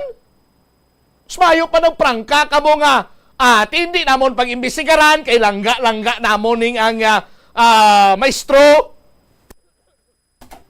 O kung base kay, hindi namon ni pagpa-imbestigaran, kay kumpare ko ni. Oh? Kagay, hindi namon ni pag-imbestigaran, kay blamo, gas-share ni siya. Kung ano mga nahimo, ito gina-share niya sa akon. My goodness. Oh? Now, tapos ko kay Doc, pawaywayan na kanay Doc. No? Dire ko sa 57 anyos nga maestro. Sir!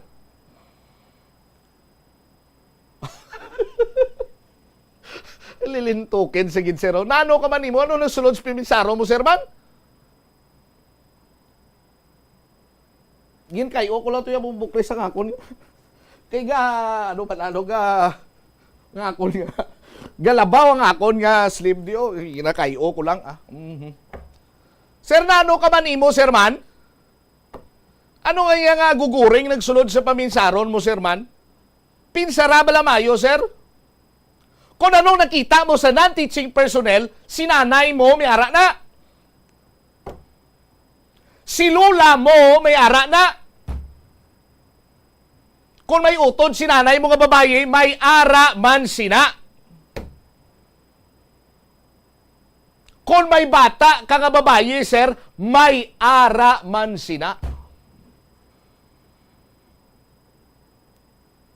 Oh?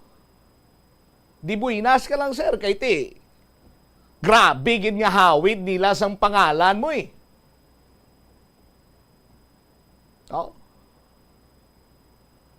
57 anyos, 3 na lang katuig, senior citizen ka na, pruway ka pagapataha, kabastos imo nga maestro. Oh. Akon iya, sir, sa prangka nga istorya, hindi man ko mabuot, hindi man kumayo nga estudyante, pero hindi man ginamo sina, may positive side man ko during sa nag-eskwela ko, no? Prangka nga istorya, ang pagtaha ko sa akon siniiya nga mga nangin teacher, nangin professor, why tupong? Oh? Kay ti nabalaan ta naman kung ano kaimportante ang mga manunudlo sa kabuhi isang estudyante. Kag ginakonsiderar gani naton ina nga mga second parent naton. Oh. Tibasi bala sir dugay mo na niya ginahimo sa pagkamanyak mo bla. Oh. Amo na gani nga ako iya, hindi ko man to kilala si ma'am. No? Pero mas maayo gid ma'am nga iduso mo gid nga makasuhan ni siya, madulaan, kakakson siya sa pagka maestro niya, nadula gin balatanan para iya nga marealisar niya, no? Ang iya sining nga ginhimo nga sala, kulang kilala ko pati, na-realisar mo. Pero ti, sa aton sining nga mga kabumbo, no? Anong ara? Anong satisfaction? Anong manami? Anong kaayuhan? Nga wala iya kahibalong isa katawo, gapaligo siya, para ma-maintain niyang iya sining nga hygiene, kay ti, ara sila sa campsite, hindi iya katulad sang mga kung sadiin kadira iya nga may banyo tapos sarado. Pero bisan pa gani may banyo kung kaysa kung nyakis kidya kataba ang tawo, mangita kidya pagi. Oh. Ti di bala kagina to, ambal gani ni board member Mat Palabrica. Si board member Mat Palabrica, taga Bingawan man ni gani o. O ti laban-laban, kilala ni board member Mat Palabrica, ining 57 anyos ni nga manuglingling, gapanglingling, panglingling sa gamit iya cellphone na bidyuan yung tawo. No? Ti amakon mo na sir. Kahoy-anan mo, nga gindala sa mga taga Kabingawan, prangkang istorya, pati ako piktado sir, kay Rotzko, Bingawan man. Oh. Pahuya-uya kay mo ya, maestro ka. Ti nagakadapat lamang masampulan, mapriso ini siya. I-file ang kaso, ma'am. Oh? para nga mabatyagan niya nga ang sala nga ginahimo si niya. Kagamo na yan ganing ginapaminsar ko, basi bala hindi lang si ma'am ang nabiktima niya. Madamo na siya sang nabiktima, galing wala lang siya madakpan sadto, kag subong lang siya nadakpan. Makaluluoy ang mga wala gid iya sang namasgaan, ang mga inosente nga nangin biktima niya sang iya sini nga hindi maayo nga buluhaton. No?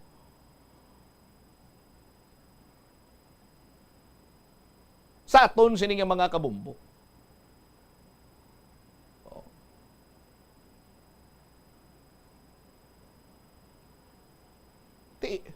Padala tayaton sini mga kabataan sa mga kasubong sini mga aktibidades.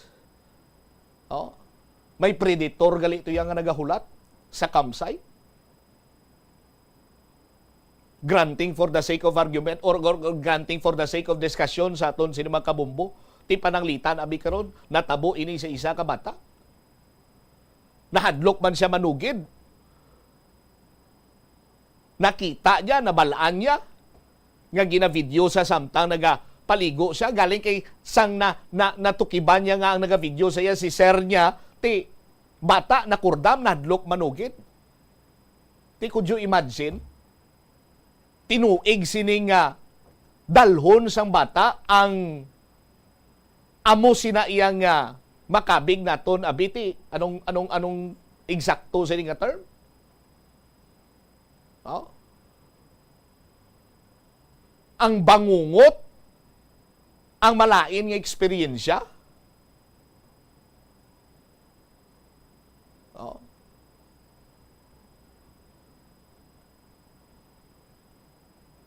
Rason nga dapat nga pasiguraduhon gid nga sa mga masunod. Way na sang kasubong siniya nga mga hitabo, no? Kag kun may ara man sang nangin biktima si sir, this is the time. Nga mag-gwa man kamo kag mag-file kamo sa inyo sini nga complaint nga nangin biktima kamo sadto ugaling mangod sang kahadlok kahuya tiway lang kamo nag-complaint tigin hipsan nyo lang. Pero hindi niya mag-work sa non-teaching personnel to kay hindi gid siya magpahusay kay hindi mapunggan mag-file sang nagakaigo sini nga kaso. Kag sa bahin naman iya sa Schools Division Office. Ni nag-expectar kami mga ginikanan, mga himata kaprintihan sang biktima. Nga wala man kamo dira sang whitewash nga pagahimuon, way kamo sang cover up sini nga pagahimuon. Ginapangunahan ko na kanan kaysa statement ni Dr. Servillon, no? Daw kasubong iyang pagtrato diyan nga during sang Boy Scout jamboree nga no? May nagdagan sini nga bata nakadasma tapos nagasgasan iya tuhod. Daw amo na yang treatment ni Modok abi. Daw amo na yang treatment mo. Ngati mambal kay mo yang way pa kita kasigurado kung hungod gid man ang pag-video. This is a small deviation. Oh, my goodness, Mag-amo sina, daw maparesita ko si Modok Daw mapa-check up ko si Modok. No? Sa aton sining mga kabombo. 57 minutos na ang nakaligad sa takna sining launa. Standby sa kay Bombo Jomar Villa sa aton sining ipabombo mo segment. Mysterious girl. Bao mysterious girl, Bombo Crazy Logo. No? Si Mysterious Girl, ginpabombo niya ang foreign national, no? Nga nag-blackmail kuno sa iya. No? Blackmail siya kuno sang kano nga kachat niya. Blackmail gid man na, Bombo Chris. Ang pagkatawgon sa dra. Anyway, i-check naton si Bombo Jomar Villa sa iya sini iyang follow-up report sa aton sini nga ipabombo mo segment. Jom, sa report na please go ahead. Nagdangop sa talatapan sa Bombo Radio ang isa diri ka babaye matapos ginapahayag na blackmail asang niya sini karon niya nga kachat nga ginapahayag foreigner bumutsam na. So sunod din sa biktima nga mismo ang nagpadulong diri sa istasyon sang Bombo Radio kay Kiluyag man sila nga ipabilin nga safe no ang sini karon niya nga identity at itawgon ta lang karon nga si Mysterious Girl no sang probinsya sa Iloilo. So bali ang istorya sa nga nasabit karon niya nga natungdan subong ni nga tuig no sa mga bulan kuno sang Hunyo Babucham naga scroll siya sang iya sining Facebook. So that time amin nag-pop up kuno nga information sa iya sining notification nga may naga-add friend sa iya nga isa ka foreigner. Ang pangalan Babucham. Oh, go ahead. So ang pangalan sa ni Certain Steve, no? Ang Anong ngalan? Certain Steve. Steve. Anong pilido? Wala to na mention ni abi ko na ito pangalan lang i-mention. Ang ngalan niya base ang pilido yabla, pilido sang kilala ko nga nagapangalan Steve Banaw. Kaya mo nang gina-verify pa di karon kay Durihi yung may realize kay basi kuno do hindi pa rin bla basi kuno gen himo-hibo lang nga pangalan. Kag ang profile picture to pabusamti suno sa iya do na ano siya no nakibot siya kasi makon mo po rin pa yung mad friend sa mo. So dugin accept na dayon ang friend request hasta nga una kuno nga nag-message dayon sa iya. Ini si foreigner bumutsam kag didto man nag-obisa no ang ila si karon nga conversation abi nga duwa pagi karon sa Messenger. Bumutsam mga isa kunoks man namo ang kalawigon sa ila sa nga pagsatanay. Kung may mga time man sa tiga chat sa pero kung kisa ko isa ko sa siya nga makapuhan ini nga nasabit karon nga babaye at hindi sa kachat. Pero dalay ka, let's get to the chase sa Bombo Jomar. Ano ang sitwasyon, anong senaryo nga blackmail? Gusto man posible sa tungdan nga mag-level up ang ilan sa di karon nga pagsatanay. O nati change sa message ikaduwa nag-demand na no ining foreigner na mangayo sang picture sang natungdan. Bubusapti bangod kati masobra ni saksmana ila sila sa tanay. Nag-send siya sang picture o nati agin send niya picture sa haras balay. Pero pagka sunod sining adlaw nag-demand siya sang picture nga nagahublas. Ang hambal ni Steve, hey babe, can you send noodles? At aliway ang madala tong cellphone niya nga madala. Screenshot sa by the way no. Amo nang i-present niya sa aton sa autoridad. Babutsa pero amo nang i-plastar sa aton nga nati amo to tapos ikaduwa amo to nag-demand sa nga nude photos. Nati bangod nga nagkumpiyansa man ining nasabit karon nga natungdan. Agoy. Sus Maria Pagusip. Nag-send gid? Message sent gid Message sent na deliver gid to Message sent gid mo Jomar? Message sent gid? Message sent. Sus Maria Kagusip. Babutsam na. Siguro ang foreigner dunano sa siguro anong term siya na dunade or nano. Pero ang foreigner, si Certain Steve, nag-send man sang noodles kay Mysterious Girl? Ang na-mention lang, ang iyalang picture ginasend kay Certain Steve. Unfair na ya. Kung ako ya, hindi ko ya mag-send kung wala siya kasenda. Joms? Amo gani na. Actually, anyway, kay Mysterious Girl, natingala siya gani. The time nga kuno nga nag-send mo sa picture niya, hila ko na may realize mo. Sa nag-abot pala sa point nga doon na siya nga tiya mo na adlaw ginapangayo ang note photos. Nagambal siya nga hindi na siya mag-chat. Hindi na siya mag-send sa picture.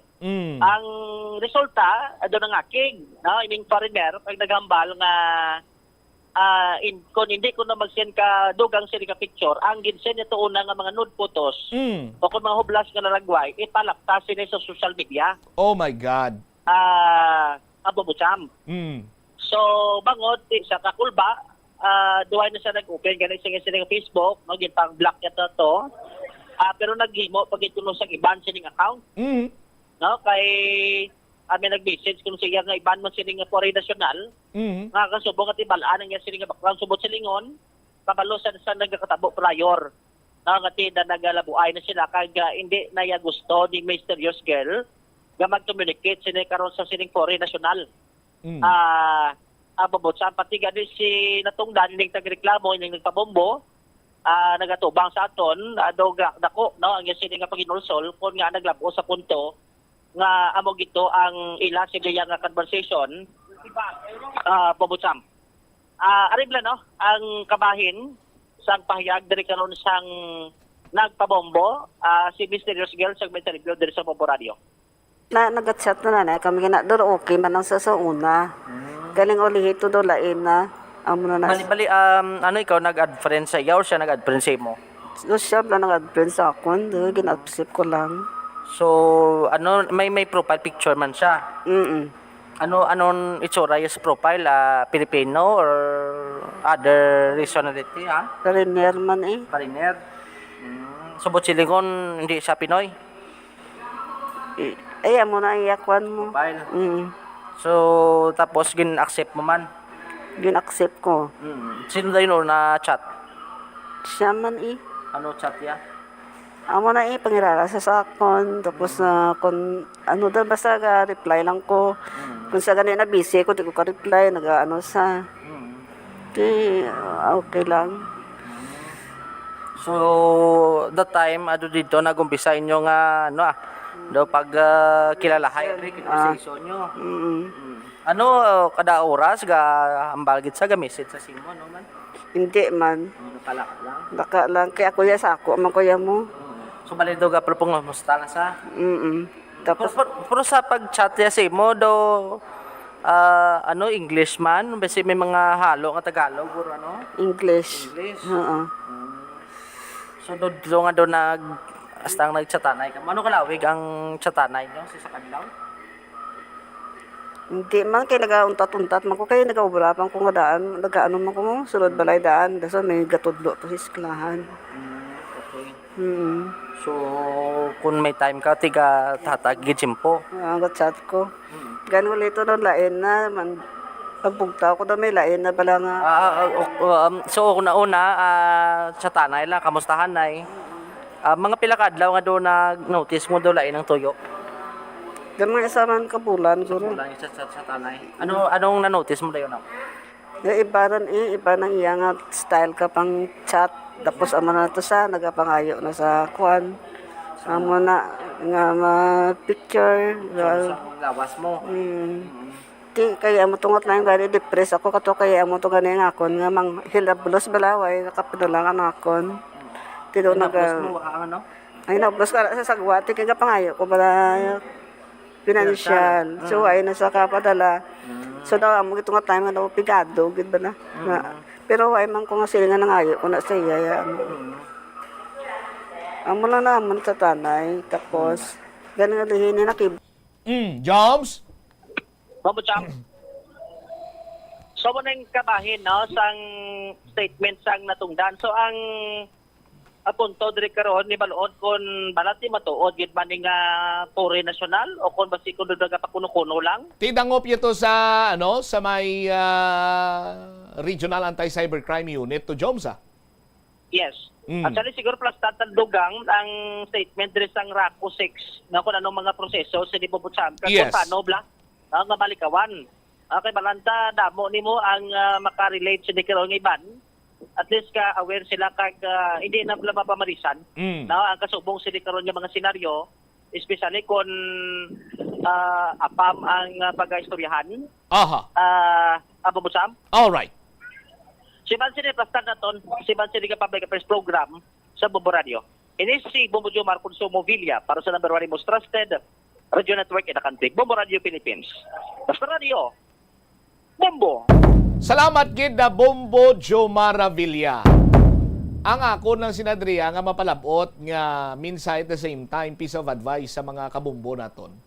bisan ano pamatabo hindi kagid iya mag-send sang laragway sang pribado mo nga parte sang lawas sa hindi mo kilala, bisan sa kilala mo pa. Hindi gid. Kung gusto niya makita, hamala siya, kadtui ako diri sa balay. Ano ba? May nadamo gamo mga send na. Sos Maria kagusip delikado na. Basi maglapta. Pero kung gusto niya gidya, ari ako na address, one ride ka lang taxi. Anyway, sa aton sinima kabombo, seriously speaking, hindi gid. Hindi bisan ano ka pangayo sa kung sino man dira, nobyo mo, long distance relationship or whatsoever. Now, magluwas na gid lang nga kung may mga hindi man ta siling ipokrito gid nga kung ano, pero may ara gid man nga nagaklinabo sa mga mo sini, pero mga long distance relationship bala mga mag-asawa, no, pero kung nubyuhanay pa lang kamubaw, hindi gid. Patihan nyo lang kubla bisan subong lang. Hindi gid kamo mag-send noodles sang mga laragway sang pribado sa inyo ninyo nga parte sang lawas. Sa aton sinima kabombo, may nagkapadalaman sa mensahe, tinaron ko gini, titares dasig malang nino. Ano lang kuno to ato bala sa nagapaligo sa campsite, ang ambal sang kilala ko, siling niya gin-check lang to ni sir, kay gusto niya mabalaan kung lalaki o babae ang gapaligo. Wala gid bigla tingog-tingog ang gapaligo. Na hambal niya, muna dapat kung nagapaligo ka, kulukanta ka man. Puwerte nga mga birada. Anyway, standby na kamo sa kapon lamang program kaupod sa kay Tita Regine. Ini si Bombot siya, mablang cover gabilin sa imo sa mananay nga hapon. May God bless us all. Para sa the number one and most trusted radio network in the country, ang Bombo Radio Philippines. Basta Radio, Bombo, Oras. The Farmers Bazaar, your traditional public market with the touch of Plazuela Dos, ang isa ka lugar nga gintukod sa tion kag sa kasagsagan sa COVID-19 pandemic nga may tinutuyo nga maghatag sa imo sang safe marketing experience. Subong nga ang COVID-19 hindi na gid man dako nga pamahog kag nagapakadto na kita sa next normal. Rest assured nga ang Farmers Bazaar will further evolve agud nga magpadayon sa paghatag sa inyo sing satisfying marketing experience. The Farmers Bazaar. Sa lower level, tara na pahamtang ang fish, poultry, kag meat section. Para naman sa inyo mga kinahanglanon nga prutas, utang kag iban pa, magbisita sa upper level, pinaagi sa paggamit sa hagdanan o kon sa pagkadto direkta sa parking lot. The Farmers Bazaar, your traditional public market with the touch of Plazuela Dos. Plazuela de Iloilo, Billboard of Activities for November 24 to 30, 2024. Si Mr. Totong Villaruz kag ang iyang banda ang magatakop sa bulan sang Nobyembre 2024 with an exciting musical show sa concert at Plaza. Blasting of alas 6 ang gabi sa November 30, Sabado.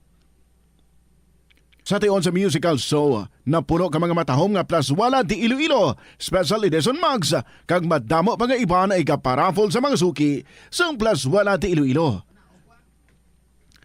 Sa Disyembre 1, Domingo, ginaagdang tanan nga mangin kabahin sa Eucharistic celebration nga pagkahiwaton sa Latolda sa mga adlaw.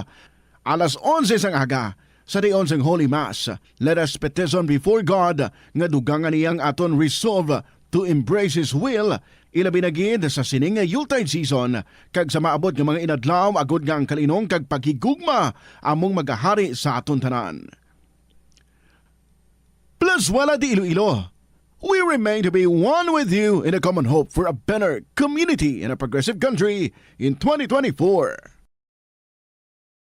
Ang cabbage o kon repolyo masaming nga panakot sa aton mga linuto. Suno kay Vanessa Voltolina. Ang cabbage isa ka excellent source ng vitamin C nga importante para sa pag-maintain sang strong immune system. Ang glutamine isa ka amino acid sa cabbage, isa ka makusog nga anti-inflammatory agent nga nagabulig sa pagbuhin sang joint pain, arthritis kag allergies.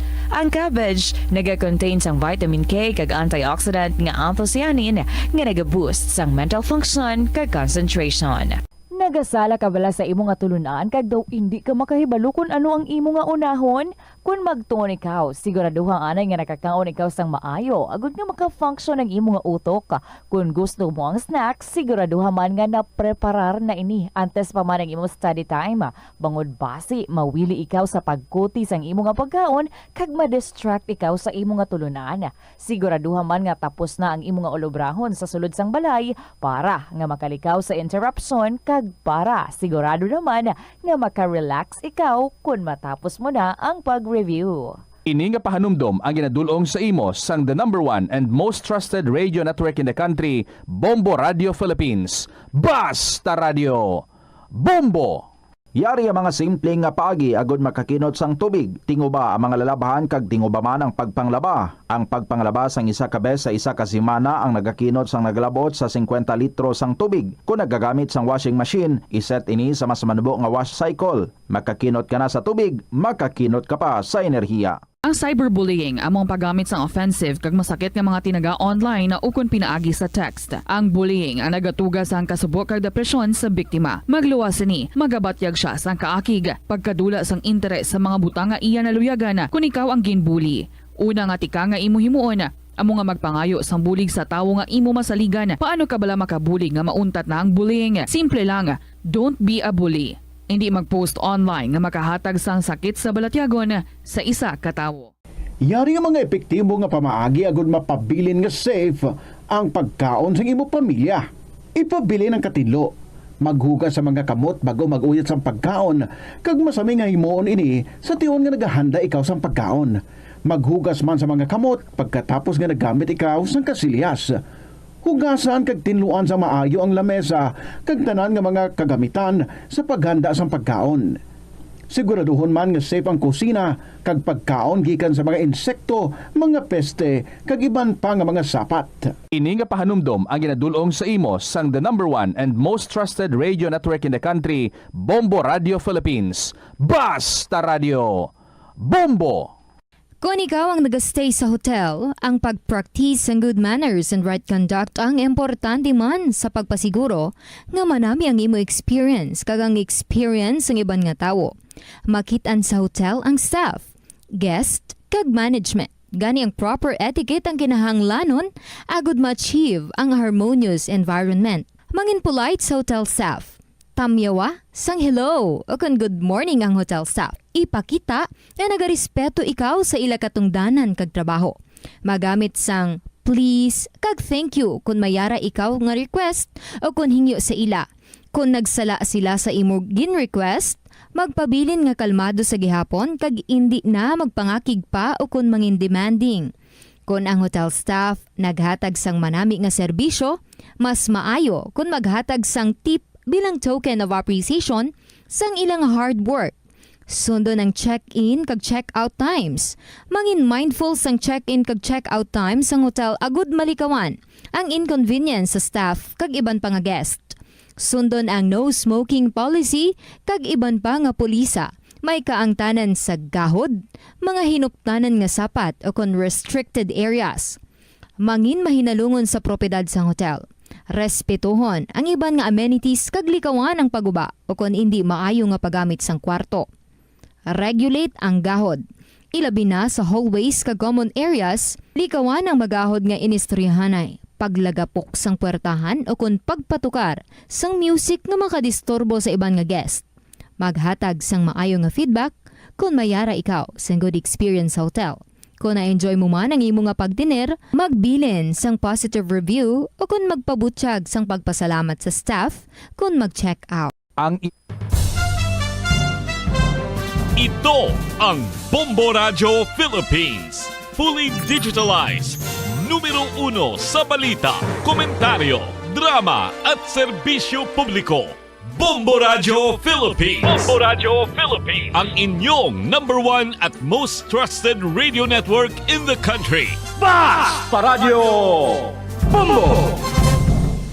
Beautiful Wednesday. Good afternoon sa inyo tanan mga kabombo. This is Tita Regine. Welcome sa kahapon lamang program, Check Ta ang ating Christmas countdown. Christmas is a time for sharing, giving gifts for everyone. What matter now is this Christmas we share the love.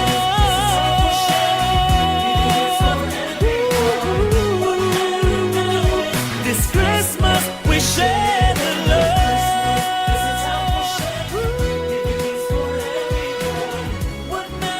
Mga kabombo, exactly 28 days to go before Christmas.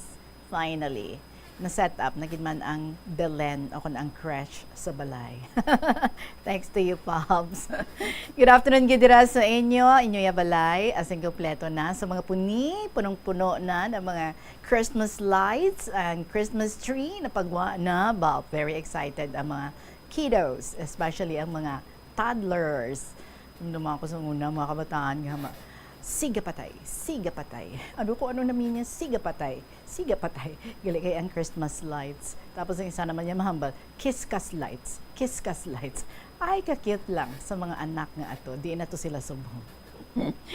Mga mga dalagkuan na dako pa sa akon. Anyway, hello again and good afternoon gid sa inyo. Welcome sa sininga palatuntunan today. Padayon kita sa pagdulong sa mga kalingawan para sa inyo.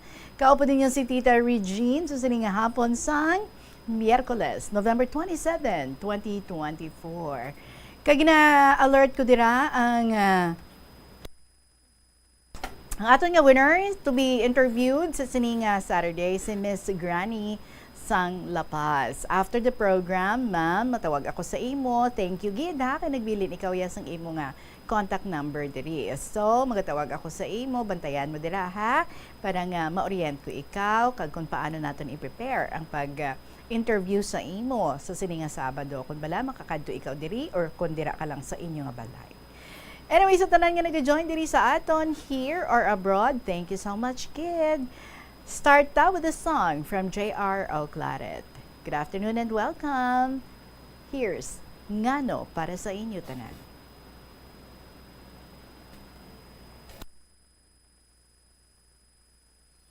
Tawaton na lang maski masakitan lang ko.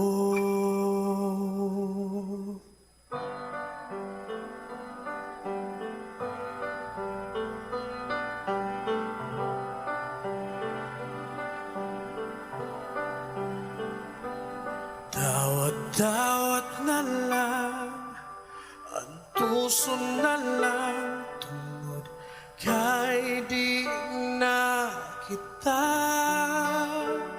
Daw sa bula ang tanan, unsa bagyod ang hinungdan.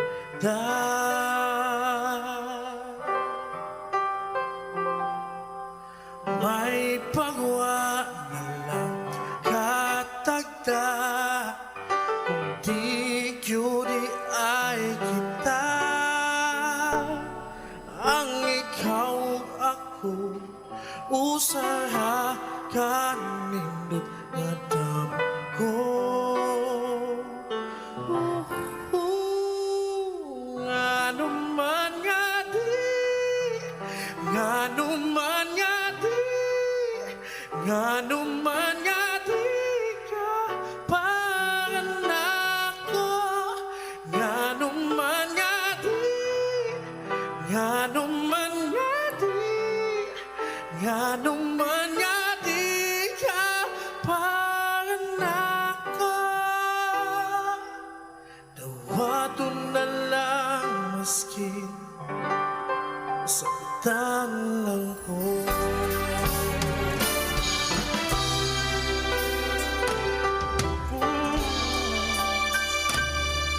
Akong ampingan ang matuhan dumanan, bisan wala ka na. Iyagi ko na lang sa joke ug smile ang tanang pagbago. Ngano man nga di, ngano man nga di, ngano man nga di ka panganak ko. Nga naman nga di, nga naman nga di, kapanganak pa. Bato na lang maski sa lahat lang ko. Amin ako kung maamula pa o kung malako wanay langit. Aparawa mo kinikibago ka, tulo na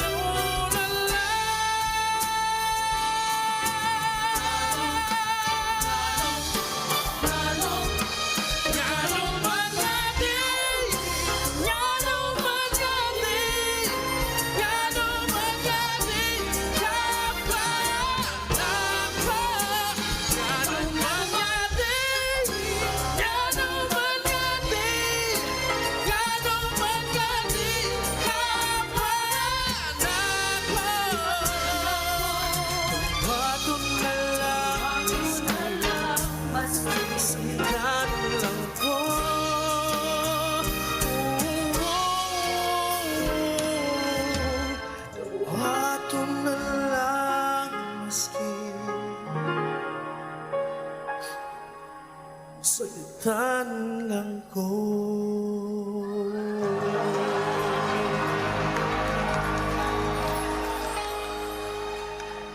The music of J.R. Oclaret para sa inyo, ngano, it is now 25 minutes after 2 o'clock. Umpisahan naton ang kahapon lamang program sa isa ka Pampabuenas.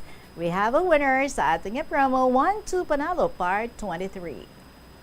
1, 2, Panalo! Narito na ang isang nanalo ng 500 pesos in cash at gift pack ngayong araw. Ngayong araw, ngayong oras, ang ating winner naglakip sa preferred purchase nga Ara Floretti Coupon. Ang edad, 40 hon. Exactly 40 years old, taga Gustilo, Dike, Zone 2, La Paz, Iloilo City. Damo, siguro nag-join din na. Sino ayhan? Ang mapala dira sa inyo, ang ating winner, nagabutan sa presensya sa ating FDA representative, si Ma'am Gemma Tabiano. Kadto ka na diri, you have 6 hours to claim your prize. Julius Bitoon. Again, congratulations sa ating winner for this hour, si Julius Bitoon. May R. Floretti Coupon bilang preferred purchase. 40 anyos ng edad, taga Gustilo Dike, Zone 2, La Paz, Iloilo City. Ang nadagaan ni Julius Bitoon, 500 pesos nga cash plus gift pack. Congratulations! And we are now ready sa pagdulong sa KLP proper. Para sa inyo yesterday, may aring naging share sa aton si student mom of Lambuna, wala naton na diretso ang poem. Sa poem naman ang kita nga part, no? Wala ta kay naubusan kita sang oras yesterday. So, I promised nga today unahon naton sa pagbasa ang nabili niya diri nga poem para sa aton tanan. So, ari ang poem ni student mom of Lambunao. Tita Regine, feeling Christmas na kita tanan. So, here's a poem for Christmas taken from my pocketbook, 6 Centuries of Great Poetry. Entitled, The Cherry Tree Carol from Anonymous. Here's the poem. Joseph was an old man, and an old man was he, when he wedded Mary in the land of Galilee. Joseph and Mary walked through an orchard good, where was cherries and berries so red as any blood. Joseph and Mary walked through an orchard green, where was buried and cherries as thick as may be seen. Maybe berries, no? Berries and cherries. Oh, then bespoke Mary, so meek and so mild. Pluck me one cherry, Joseph, for I am with a child. Oh, then bespoke Joseph, with words most unkind. Let him pluck thee a cherry that brought thee with child. Oh, then bespoke the baby within his mother's womb. Bow thee then the tallest tree for my mother to have some. then bowed down the highest tree unto his mother's hand. Then she cried, See, Joseph, I have cherries at command. Oh, then bespoke Joseph, I have done Mary wrong, but cheer up, my dearest, and be not cast down. Then Mary plucked a cherry as red as the blood. Then Mary went home with her heavy load. Then Mary took her babe and sat him on her knees, saying, My dear son, tell me what this world will be. Oh, I shall be as dead, mother, as the stones on the wall. Oh, the stones in the street, mother, shall mourn for me all. Upon Easter day, mother, my uprising shall be. Oh, the sun and the moon, mother, shall both rise with me. Beautiful poem. It speaks, no, sa relationship ni Joseph and Mary at first. Nga daw hesitant si Joseph of marrying Mary because she is with a child. But then, no, very powerful na child inside, nagsiling. Imposible, mahimo nga posible, basta magsalig lang si Joseph. And so, ginpaistorya ni Mary, namangkot sa anak kung ano ang iya nga mangin kapalaran kung siya ang magdako. And he said, no, nga he would die. But siya mabuhi liwat. And the sun and the moon shall both rise with me. Nami nga mga linya, no? Alright, thank you so much, Gid. Saliwat sa imo, student mom of Lambunaw. Exactly 30 minutes after 2 o'clock, maproceed kita sa story diri sa aton ni Nanay Flor sa Santa Barbara. And the letter goes, Minamahal kong Inday Regine.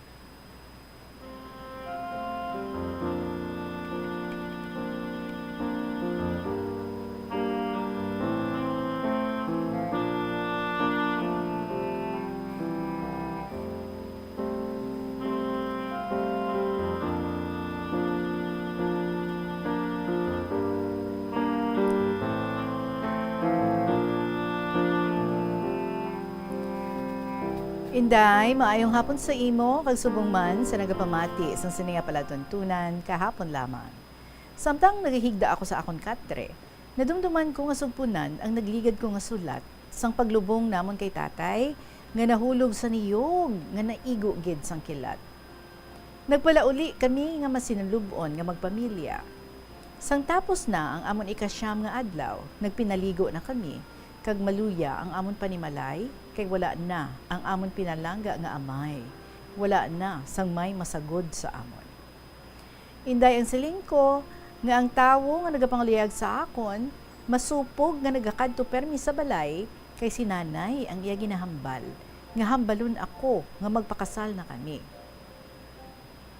Si nanay ang iya ginahambal.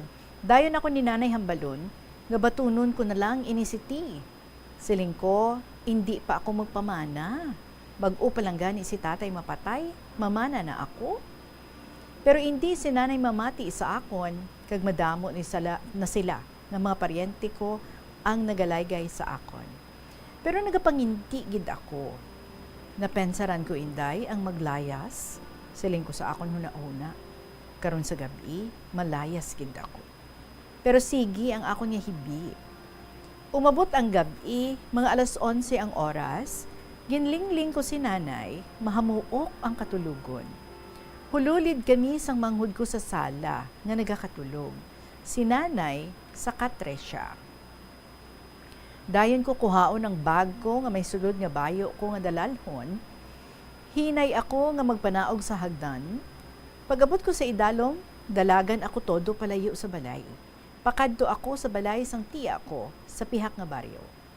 Dayon ko panawag, kaginbuksan niya ang puwerta. Na ano kanini, nga agabi na ari ka. Ah, malayas ko. Ginapilit ako ni nanay nga magpamana kay ti. Nagtulog ako, dayon pagka alas 5 sa aga, ara na si nanay. Nagalagas sa akon, kag nagapanawag nga manaog ako. Kay nahibalaan niya, ara ako. Dayon ko panaog sa hagdan kag magdalagan balik sa balay namon. Kag amuman si nanay. Pag-abot ko sa balay, ara gali si T nga ini nga nagahulat sa akon. Dayon niya ako ulu-uluhan. Ambal niya, hindi ka na mag-desire sa akon. Maayo gid ang imo madangatan. Kay kung ako ang imo mapamana, may balay kita nga ulian. Dayon ko siya handuon, kay naluuy ako, kay nga nagahibi, mag-atubang sa amon nga duha. So sa laktod nga sugilanon, nagpakasal kami dayon. Kay si nanay, nalipay gid siya kaayo. Kag palangga gid niya ako. Yara man lang sa ubos ang amon balay, day nanay man ayon, tama gid niya ako kapalangga in the Regine. Ginadala niya ako kada aga, kung magpahalab siya sang iya karabaw, tinagasakay man ako sa karabaw, tapos gani kung mag-uli kami, dayo namon pamunit sa talamnan, inday kay madamo ang mga pantat sa sapa, kag mga puyo sa talamnan sang humay. Amo ina ang amon nga obra adlaw-adlaw. Abi inday Regine, masadyahan ka gid, kunyari ka nagapuyo sa uma, kay madamo ang imo nga sudan kun mapisan ka lang. Karon inday, wala na ako makakaon sa mga puyo, kag taroy, kag pantat, kay ubos hilo sa mga tawo sa aton hulumayan. Sa 1970, in the Regine, may aparador kami sa sapa. Aparador? Kada aga sina, nagabutwa ang bana ko, damo ang iya makuha, ti permi lang pantat ang amon sudan. Karon, tuloy na lang kag mangros ang masudan ta, kung may kwarta kita. In the Regine, sa malawig at tinuig, ang amon nga pagpuyo, nakabata ako sang 11 kabilog sila tanan. Wow! Labing-labing gid kalit permi. O galing ang ika-6 kag ika-7, sunod sila nga napatay. Kundi siyam na lang ang buhi ko nga kabataan. Inday, ang ika-6 ko, nahulog sa bubon. Kag ang ika-7, hindi siya normal. Kaya ang iya balatian, meningitis sa utok ang iya nga sakit. Huwag na kami sa mahimo, kay hindi na mag-ayo. Ginpatanaw namon sa albularyo.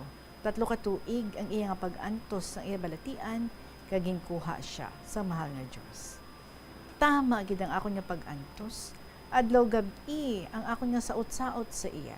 Hasta lang makatulog, pero mga isa lang kapisok ang iya tulog, masakit ang iya ulo.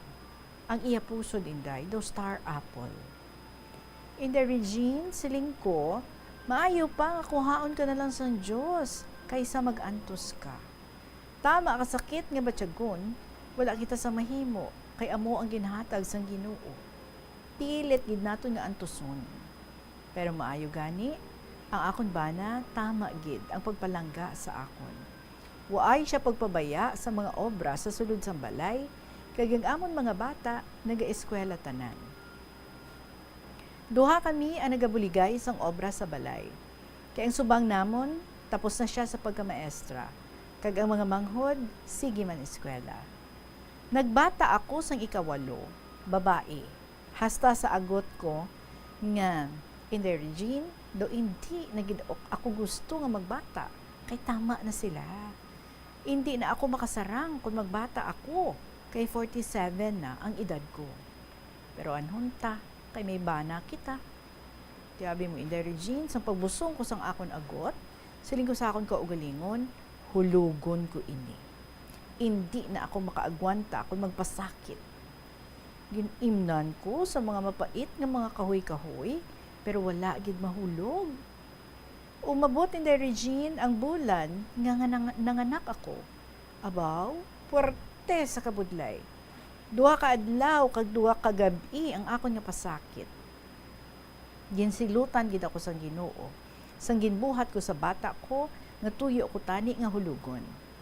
Tapat pagani, naginsilutan ako sang pagbata ko. Salamat gid sa Dios kay nakaluwas man ako, subong man ang akon anak. Sa madali nga panahon, 1997, napatay ang bana ko sa edad nga 67. Ang edad sang agot ko, 13 years old. 13 anyos. 3 lang kami ang nagapangabuhi, tanan ko nga kabataan, nagminyo na. Nabudlayan gid ako magdala sang amon nga pangabuhi. Wala gid sa nabilin ang bana ko, kay ubos gid ang amon sinuptan sa mga balatian sa mga anak namon, pati sang pabulong man sa bana ko. Year 2000, ginpatawag ako sa maestra sa amon bulutuan nga magtudlo sa religion para nga malingaw man ako. Ginkuha man ako sang barangay namon nga mag-coordinator sa amon nga simbahan. Di nalingaw ako, kay adlaw-adlaw nagalakat ako sa school kag magpanudlo sang parte sa Dios. Kag si Agot, sige man ang iya nga eskwela, kag nagapauli lang kada Sabado. Sa nagaedad na siya 20 years old, may nagapangalayag sa iya nga uli tao nga tawgon ta lang kay A. Ini siya marine graduate. Nagasakay na siya kag nagabarkada lang sila. Nagnubyuhanay sila mga 8 ka tuig kag maghambal na ang lalaki nga magpakasal na. Nagpakasal sila 2010 kag duha na ang ilang nga bata. Sige ang sakay niya kag ari ako subong nagaupod kami nga magpangabuhi.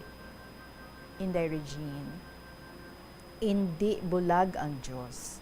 Hindi man siya bungol. Kung nagapangamuyo ka lang permi sa iya, iyagig kita nga buligan.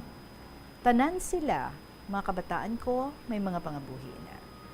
Yari ako, nagapamati na lang sa iyong mga programa.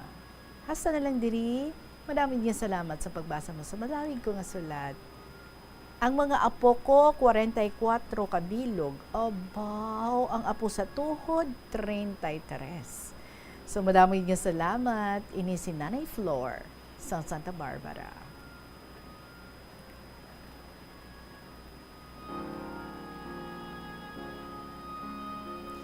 Sa pagkadamo nga mga apo, baw terrible, no? Kati 11 or halin sa siyam ka mga kabataan. So that means, damo gali panganak ang imo man nga mga kabataan, kaangay sa imo. Kay supposedly 11, pero nadula atong duha, sunod nga napatay. So sa siyam nga ina, mga very productive gid ang inyo nga linahi. So, apo mo, 44, apo sa tuhod, 33. Siguro you're really married very, very young pa. No? But kanami man sa imo nga journey, it was when nag-serbi ikaw sa Ginoo, nagpangalagad ikaw, pinaagi sa pagpanudlo sa religion, sa eskwelahan, siguro na mo katekisis, that you found yourself, no? And you found your purpose in life. Kung sa diin nga naging very happy gid ikaw, it's a different high ang ginahatag, no? Kung mabalaan mo na, kung ano nga mga purpose sa nga kalibutan. Anyway, you're such a very lucky mother. Palangga ikaw sa iyong mga anak, and you are enjoying yourself, no? So ginahimo mo subong sa iyong mga edad nga amo sina. So salamat gid Nanay Flor sa Santa Barbara for always listening every afternoon diri sa KLP. 41 ang minutos, makaligad ang alas 2 sa hapon, amo inang aton nga oras. Magapanubalik ang kahapon lamang program, kaupod si Tita Regine, pagkatapos ng pila kami importante ng mga pahibalo. Ang Iloilo ang pinakauna nga syudad sa luwas sang Manila nga nakaangkon sang direct shipping lines padulong sa iban nga mga pungsod. Halin sang 1855, nagaserbe na ang Port of Iloilo nga alagyan sang mga international shipping lines nga halin kag padulong sa Australia, Hong Kong, China, Singapore, Europe kag Amerika. September 29, 1855, sang ginbuksan ni Queen Isabella II sang Spain ang Port of Iloilo para sa international market. Mas nangin mahapos pagid ang trade sa tunga sang Iloilo kag Europe, ilabi na sa United Kingdom sang nabuksan ang Suez Canal sadtong 1869. Hindi man malain ang mag-loan, ilabi na kun major ang imo balak-loan. Kaangay abis ang balay o kun salakyan nga kinahanglanon mo gid. Apang panugyan bala sa mga eksperto, kun dako gid ang imo baklon, ang cash gihapon ang best, safest kag cheapest nga option. Kun cash ang imo gamiton, malikawan mo ang interest kag sampaw-sampaw nga utang nga masami naga-require pa sang binulan o kun tinuig antes mo mabayaran. Apang paminsara nga kung ikaw may sinuptan sa bangko, mahimo pa ini makatipon sang interest nga mahimo mo bukadon sa tion sang purchase. Ini nga pahanumdom ang ginadulong sa imo sang the #1 and most trusted radio network in the country, Bombo Radio Philippines. Basta Radio. Bombo! Wala sang adlaw nga ginapili ang mga aksidente. Gani ari ang mga tips nga dapat tandaan sa tion nga nagamaneho. Una, regular nga i-check ang kondisyon sa salakyan, lakip diri ang tire pressure, bastante nga oil kag brake fluid, kag ang side mirror ang dapat nga yara sa insakto nga anggulo. Siguraduhon nga hugot pa ang mga breakers kag matinlo ang air filter. Ikaduha, mag-seatbelt apisar malapit lang ang katuan. Ikatatlo, mag-signal sa tion nga nagaliko. I-on ang signal light kung ikaw ang yara sa ginabanta 300 katapaka halin sa imo likuan. Ini nga pahanumdom ang ginadulong sa imo sang the #1 and most trusted radio network in the country, Bombo Radio Philippines. Basta Radio Bombo! Ang kasubo kag depresyon ang hindi pareho nga balatyagon. Ang depresyon ang hindi gulpiyada lang nga nagakatabo sa isa ka tawo. Masami man nga ginakabig sa mga tawo nga depressed ini bangod sa kasubo nga nagakabatyagana. Ang kasubo, temporaryo lang nga nagakabatyagan sang tawo kag masami nagadugay sang pilalang kaadlaw. Samtang, makabig naman nga nag-experience ikaw sang depresyon kung masobre na sa 3 ka bulan nga nagabatyag ikaw sang kasubo. Importante nga mahibaluan ang mga naga-trigger sa nga mga balatyagon, agud nga mahibaluan kung paano ini nga bulngon. Nga ginadubilian ang iligal nga droga. Makamamatay. Ang nagagamit sang shabu posible mapatay tungod sa cardiac arrest o kung hindi gani tungod sa drug overdose. Makaguba sang lawas. Makadulot ini sang pagkaguba sang kidney o kung pag-angkon sang hepatitis. Posible man nga malatnan sang acquired immune deficiency syndrome o kung AIDS. Maglikaw sa iligal nga droga para sa matawhay kag malinong nga komunidad kag pamilya. Ang hair loss o kung pagkaunod sang buhok ang isa sa pinaka-common nga problema sa bilog nga kalibutan. Santo sa pagtuon, ang tag sa kapersona nagakadulaan sang isa ka gatos ka strand sang buhok kada adlaw. Paano ba lamapunggan ang pagkaunod sang buhok? Una, dapat regular nga habunan ang buhok gamit ang mild nga shampoo. Makabulig man ang pag-inom sa mga bitamina batok sa hair loss, kaangay sang vitamin A, vitamin E, kag vitamin B. Ginarekomendar man ang pagmasahe sang scalp gamit ang essential oils. Likawan ang pagbrush sang buhok kung ini ang basa. Testingan man ang pagpahid sang garlic juice, onion juice o kung ginger juice. Ipabilin ini sa buhok overnight kag bunlawan pagkaaga. Importante man nga magpabilin nga hydrated gani mag-inom sang madamo nga tubig, kag likawan ang pag-inom sang alcohol, pagpanigarilyo, kag syempre, likawan ang stress. Masami bala nga dry kag nagakapila sang imo nga bibig? Masami nga dry, nagahapdi o kung nagapanit-panit ang bibig sang isa ka persona kung mayara ini sang habit nga pagdilap o kung pagkagat sang iya galingon nga bibig o kung paggamit sa mga produkto nga makairita diri. Ang mga causes ang chapped lips sa mo ang dry weather, kakulang sang oil gland sa bibig, paggamit sang lipstick o kung lip balm nga hindi hiyang ang bibig bangod nagakairita rin ini. Tuman nga exposure sa adlaw kag hindi pag-inom sang bastante nga tubig. Ang ginarekomendar nga treatment diri among paggamit sang husto kag maayo nga lip balm, pag-inom sang madamo nga tubig kag paglikaw sa masami nga pagdilap sang bibig. Kung maglala pa ini, magpadulong na sa espesyalista agud mahatagan sang kakaigo nga prescription para sa bulong.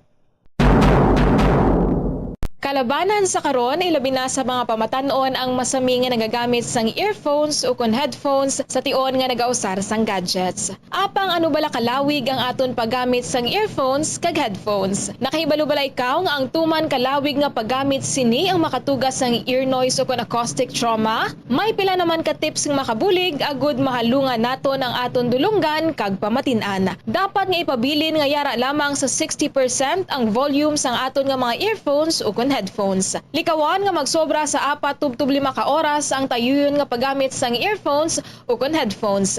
Magtala na sang 15 minutes nga break matapos ang 1 ka oras agud nga makapahuway ang aton nga eardrums. Masami nga tidloan ang earphones o kon headphones kag mas maayo nga gamiton ang duha ka earpiece sang earphones. Siling nila, mas malambing ang bata kung ini ang nagtiti sa iloy tubtub sa duha ka tuig. Ang breastfeeding, ang mayara sang maayo nga ituga sa iloy kasubong man sa lapsag.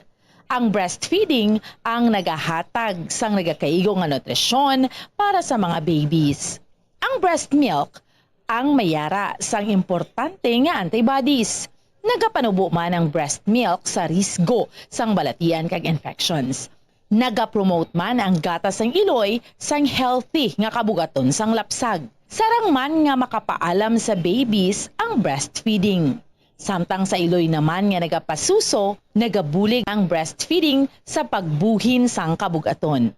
Nagabulig sa pag-contract sang uterus, nagapanubo sang risgo sang depression, nagatap na sang menstruation, kag makabulig sa pag-save sang oras kag kwarta.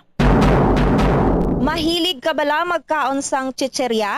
Dapat nga likawan ang masami nga pagkaon sang processed junk food sa baylo, pilion na lang ang pagkaon sang matuod nga pagkaon. Santo sa mga research ang processed junk food ang tuman ka makahalalit sa lawas. Ang ini nga mga pagkaon ang ginhimo agod nga mag-trigger sang pleasure center sang tawo kung sa diin ginapapati sini ang utok nga magkaon sang sobra-sobra. Kung kaisa nagatuga man ini sang food addiction sa pila ka mga individual. Apang mga kabombo ang mga processed junk foods ang may manubo nga fiber, protein kag micronutrients samtang mataas man ini sa mga hindi healthy nga ingredients kaangay sang added sugar kag refined grains. Ang mga processed junk foods ang hindi man makahatag sang calories sa lawas. Ang 1,000 peso bill nga ginapagwa sa karon sa Bangko Sentral ng Pilipinas ay isa na ka polymer banknote. Ini ang nagaisahanon nga Philippine Peso denomination nga mayara sang polymer banknote version. Ang Cotton Abaca version ang naga-feature kanday Jose Abad Santos, Vicente Lim, kag Jose Fallanis Escuda sa atubang. Samtang ang Tubataha Reef Natural Park kag South Sea Pearl ang gina-feature sa likod.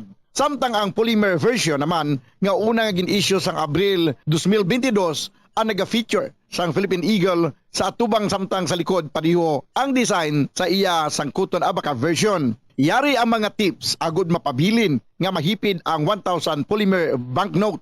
Hindi pagsulatan, hindi pagpiluon, hindi pagguntingon, hindi pag-staple, hindi paggamitan sang rubber band, hindi pagsunugon o kon ipalapit sa kalayo, hindi pagplansahon bangod ini ang malunay, ipalayo sa mga toxic chemicals kag ang katapusan hindi pag-i-expose sa mataas nga temperatura.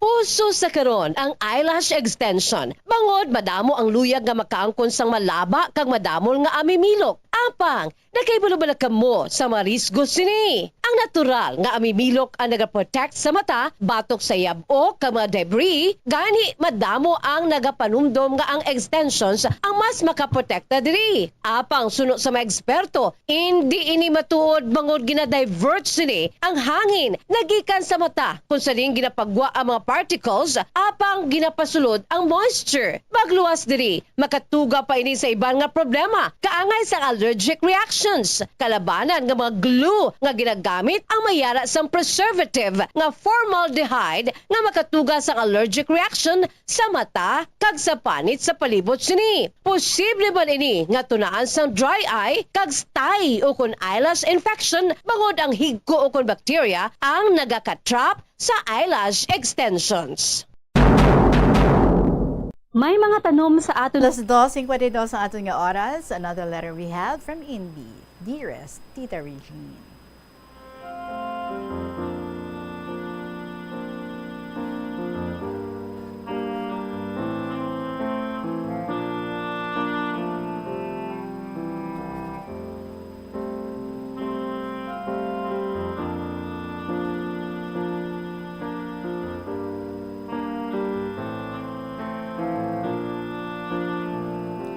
Hi mga classmates ko sa KLP, all staff and members of Bombo Radio Philippines, kag sa imo tita, a blessed afternoon to all. My topic is about searching for peace, peace of mind, and peace of heart. Peace is a freedom of disturbing thoughts and emotions. Tama, agad kabudlay tita, kung may ginapangita ikaw nga hindi mo makita dayon, ginapamalhas ikaw kung diin mo pangitaon. Nagalibog ang imo ulo, nga kung kaisa, ginaabot ni ikaw kapag kaaborido. I remembered our distant relative, si Manong Andong, nagapangabuhi nga isahanon sa iya mansyon. Waay duro nga gahod sa sulod sang iya balay, kiti way mga bata nga nagahirimbi, way it nagahinangpang, way it nagasininggitanay, Way it nagainaway, tama ang ikalinong, ang sulod sang iya panimalay. Kag ang palibot, tama man kalinong, kay distansya man sa duro nga pamalay ang mansyon. Ang mga ido na lang ang nagadisturbo kung magtinaghol. Ang mga kuring nagasigi kaingaw kung nagutom nga nagapangayo sang pagkaon. Ang gahod sang hubon sa mga pispis kung maghapon sa paho. Rambutan kag lanzones sa ugsaran sang iya nga mansyon. Kay ang lugar malinong, naga-video kay siya, maggitara kag magkanta sa pagpalipas sang mamingaw nga panahon. Abi mo inday, pagkapatay sang iya duha ka ido, kay nakabuhi, kag nakakaon sang hilo, puwerte ang iya nga kasubo. Kay ang isa nga nabilin, do hindi na magtaghol, siguro nasubuan man nga siya na lang isa. Ang isa na kakuring, nagbata itatlo, kag nabuslan sang kalipay ang iya kasubo. Pero nagkabuang naman siya, pangita sang lalaki niya nga kuring, nga naglayas, kay ginaupas sang iya man nga ido. Abi pa lang sa makasalingan, may peace of mind siya. Pero disturbo siya gihapon, kay waay upod sa iya mansyon, nga kasumbungan sang iya mga problema. Why siya peace of mind and peace of heart? Feeling na, why it may nagapalangga ka na. Do pareho tana, kay ermitanyo, nga nagapuyo sa Korea as a hermit. Hermit kingdom kani adto sang una nga history. Pero nag-open na sa karon sang ila ports for international trade relations with other nations. Gani na nadumduman ni Manong Andong ang pag-open sang iya mansion sa iya mga friends and neighbors. Wow, gani man oh. Masadya pagbanding-banding kung may mga okasyon. Malipayon siya kay do nagaganhagan ang kabugat sang iya baratyagon kag nagmag-an ang nagalibog niya nga pamensaron. Tita Regine, di maintindihan ang mixed feelings ni Manong Andong. Ang aton pagtanaw sa tawo nga duro kwarta, mabakal ang tanan nga nagustuhan na. Matawhay siya, may peace of mind siya. Ang tao, kung ara sa poder, presidente sa isa ka nasyon, manager sa isa ka kompanya, malipayon siya. Why na siya problem? May peace of mind na siya.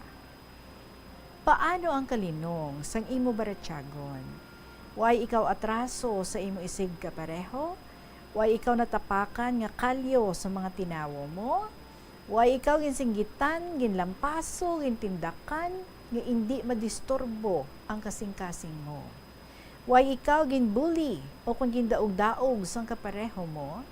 Mamagaan bala ang baratyagon mo? Kagmayad bala ang relasyon mo sa imo isig katawo? Nagabulig bala ikaw sa mga buruligan kag nalisdan? Maalwan bala ikaw paghatag sa mga nanginahanglan? Do you also reach out for compassion? Do you also love them as you love yourself? Ang Diyos nun nga gugma, naging paambit sa aton Ginoo. Kung ginapalangga mo sila, may kabalaka ka sa ila. May pag-ulikid ikaw sa ila. Naluoy ikaw sa ila. These are the questions. Kung positibo ang sabat mo, dako ang indulhensya, madawat mo halin sa Ginoo. Kaglabaw sa tanan, mabatyagan mo ang tuman nga kalipay, nga ikaw waay nagaisahanon. The first and second commandments of our Lord is love. Love God above all things and love your neighbors as you love yourself. If you're thirsty of love, express your love to them, and in return, they too will express their love to you. Golden rule sa gihapon ni Confucius ang aton nga gabayan sa aton pagpuyo diri sini nga kalibutan. Talking about pleasure, power and possessions, there are no substitute for peace of heart and mind. The peace of God, which surpasses all understanding, will guard your hearts and minds through Christ Jesus. This is the true and special peace God brings to all of us and to those who have been reconciled with our Lord God Jesus Christ, our Creator, Provider, and Savior. Ang nag-antos pagpasan sang cross Nagula sang iya dugo kag nagbuwis sang iya kinabuhi para sa aton tungod sa iya indi matungkad nga gugma sa aton ug sang bugos nga kalibutan. From our daily bread, for several months I coped with intense workplace politics and intrigues. Worrying is second nature to me, so I was surprised to find myself at peace instead of feeling anxious. I was able to respond with a calm mind and heart. I knew that this peace could only come from God. In contrast, may ara period sa akong kabuhi when everything was going well, and yet I felt a deep unrest in my heart. I knew it was because I was trusting in my own abilities instead of trusting God and His leading. Looking back, I've realized that true peace, God's peace, is not or isn't defined by our circumstances, but by our trust in Him. God's peace comes to us when our minds are steadfast. In Hebrew, the word steadfast means to lean upon. So samtang kita nagasandig sa iya, na-experiensyahan naton ang iya nga calming presence. We can trust in God, remembering that He'll humble the proud and wicked and smooth the paths of those who loved Him. When I experienced peace in a season of difficulty rather than ease, I discovered that God's peace isn't an absence of conflict, but a profound sense of security, even in distress. It's a peace that surpasses human understanding and guards our hearts and minds in the midst of the most difficult of circumstances. So, Father, help me to trust you and have a steadfast mind. Thank you for the perfect peace that comes to me when I choose to trust you. Thank you, Tita Regine. Mabuhay kita tanan kagang KLP with love, understanding, and peace. May God bless us all. You and your family, always in B, sa Iloilo Province.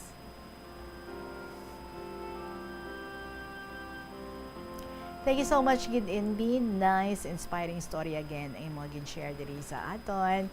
What about you? Sa iban man dira nga may mga ara man very inspiring stories. Gina-invite ko gid kamo nga magpadala man sa inyo nga mga istorya nga ina.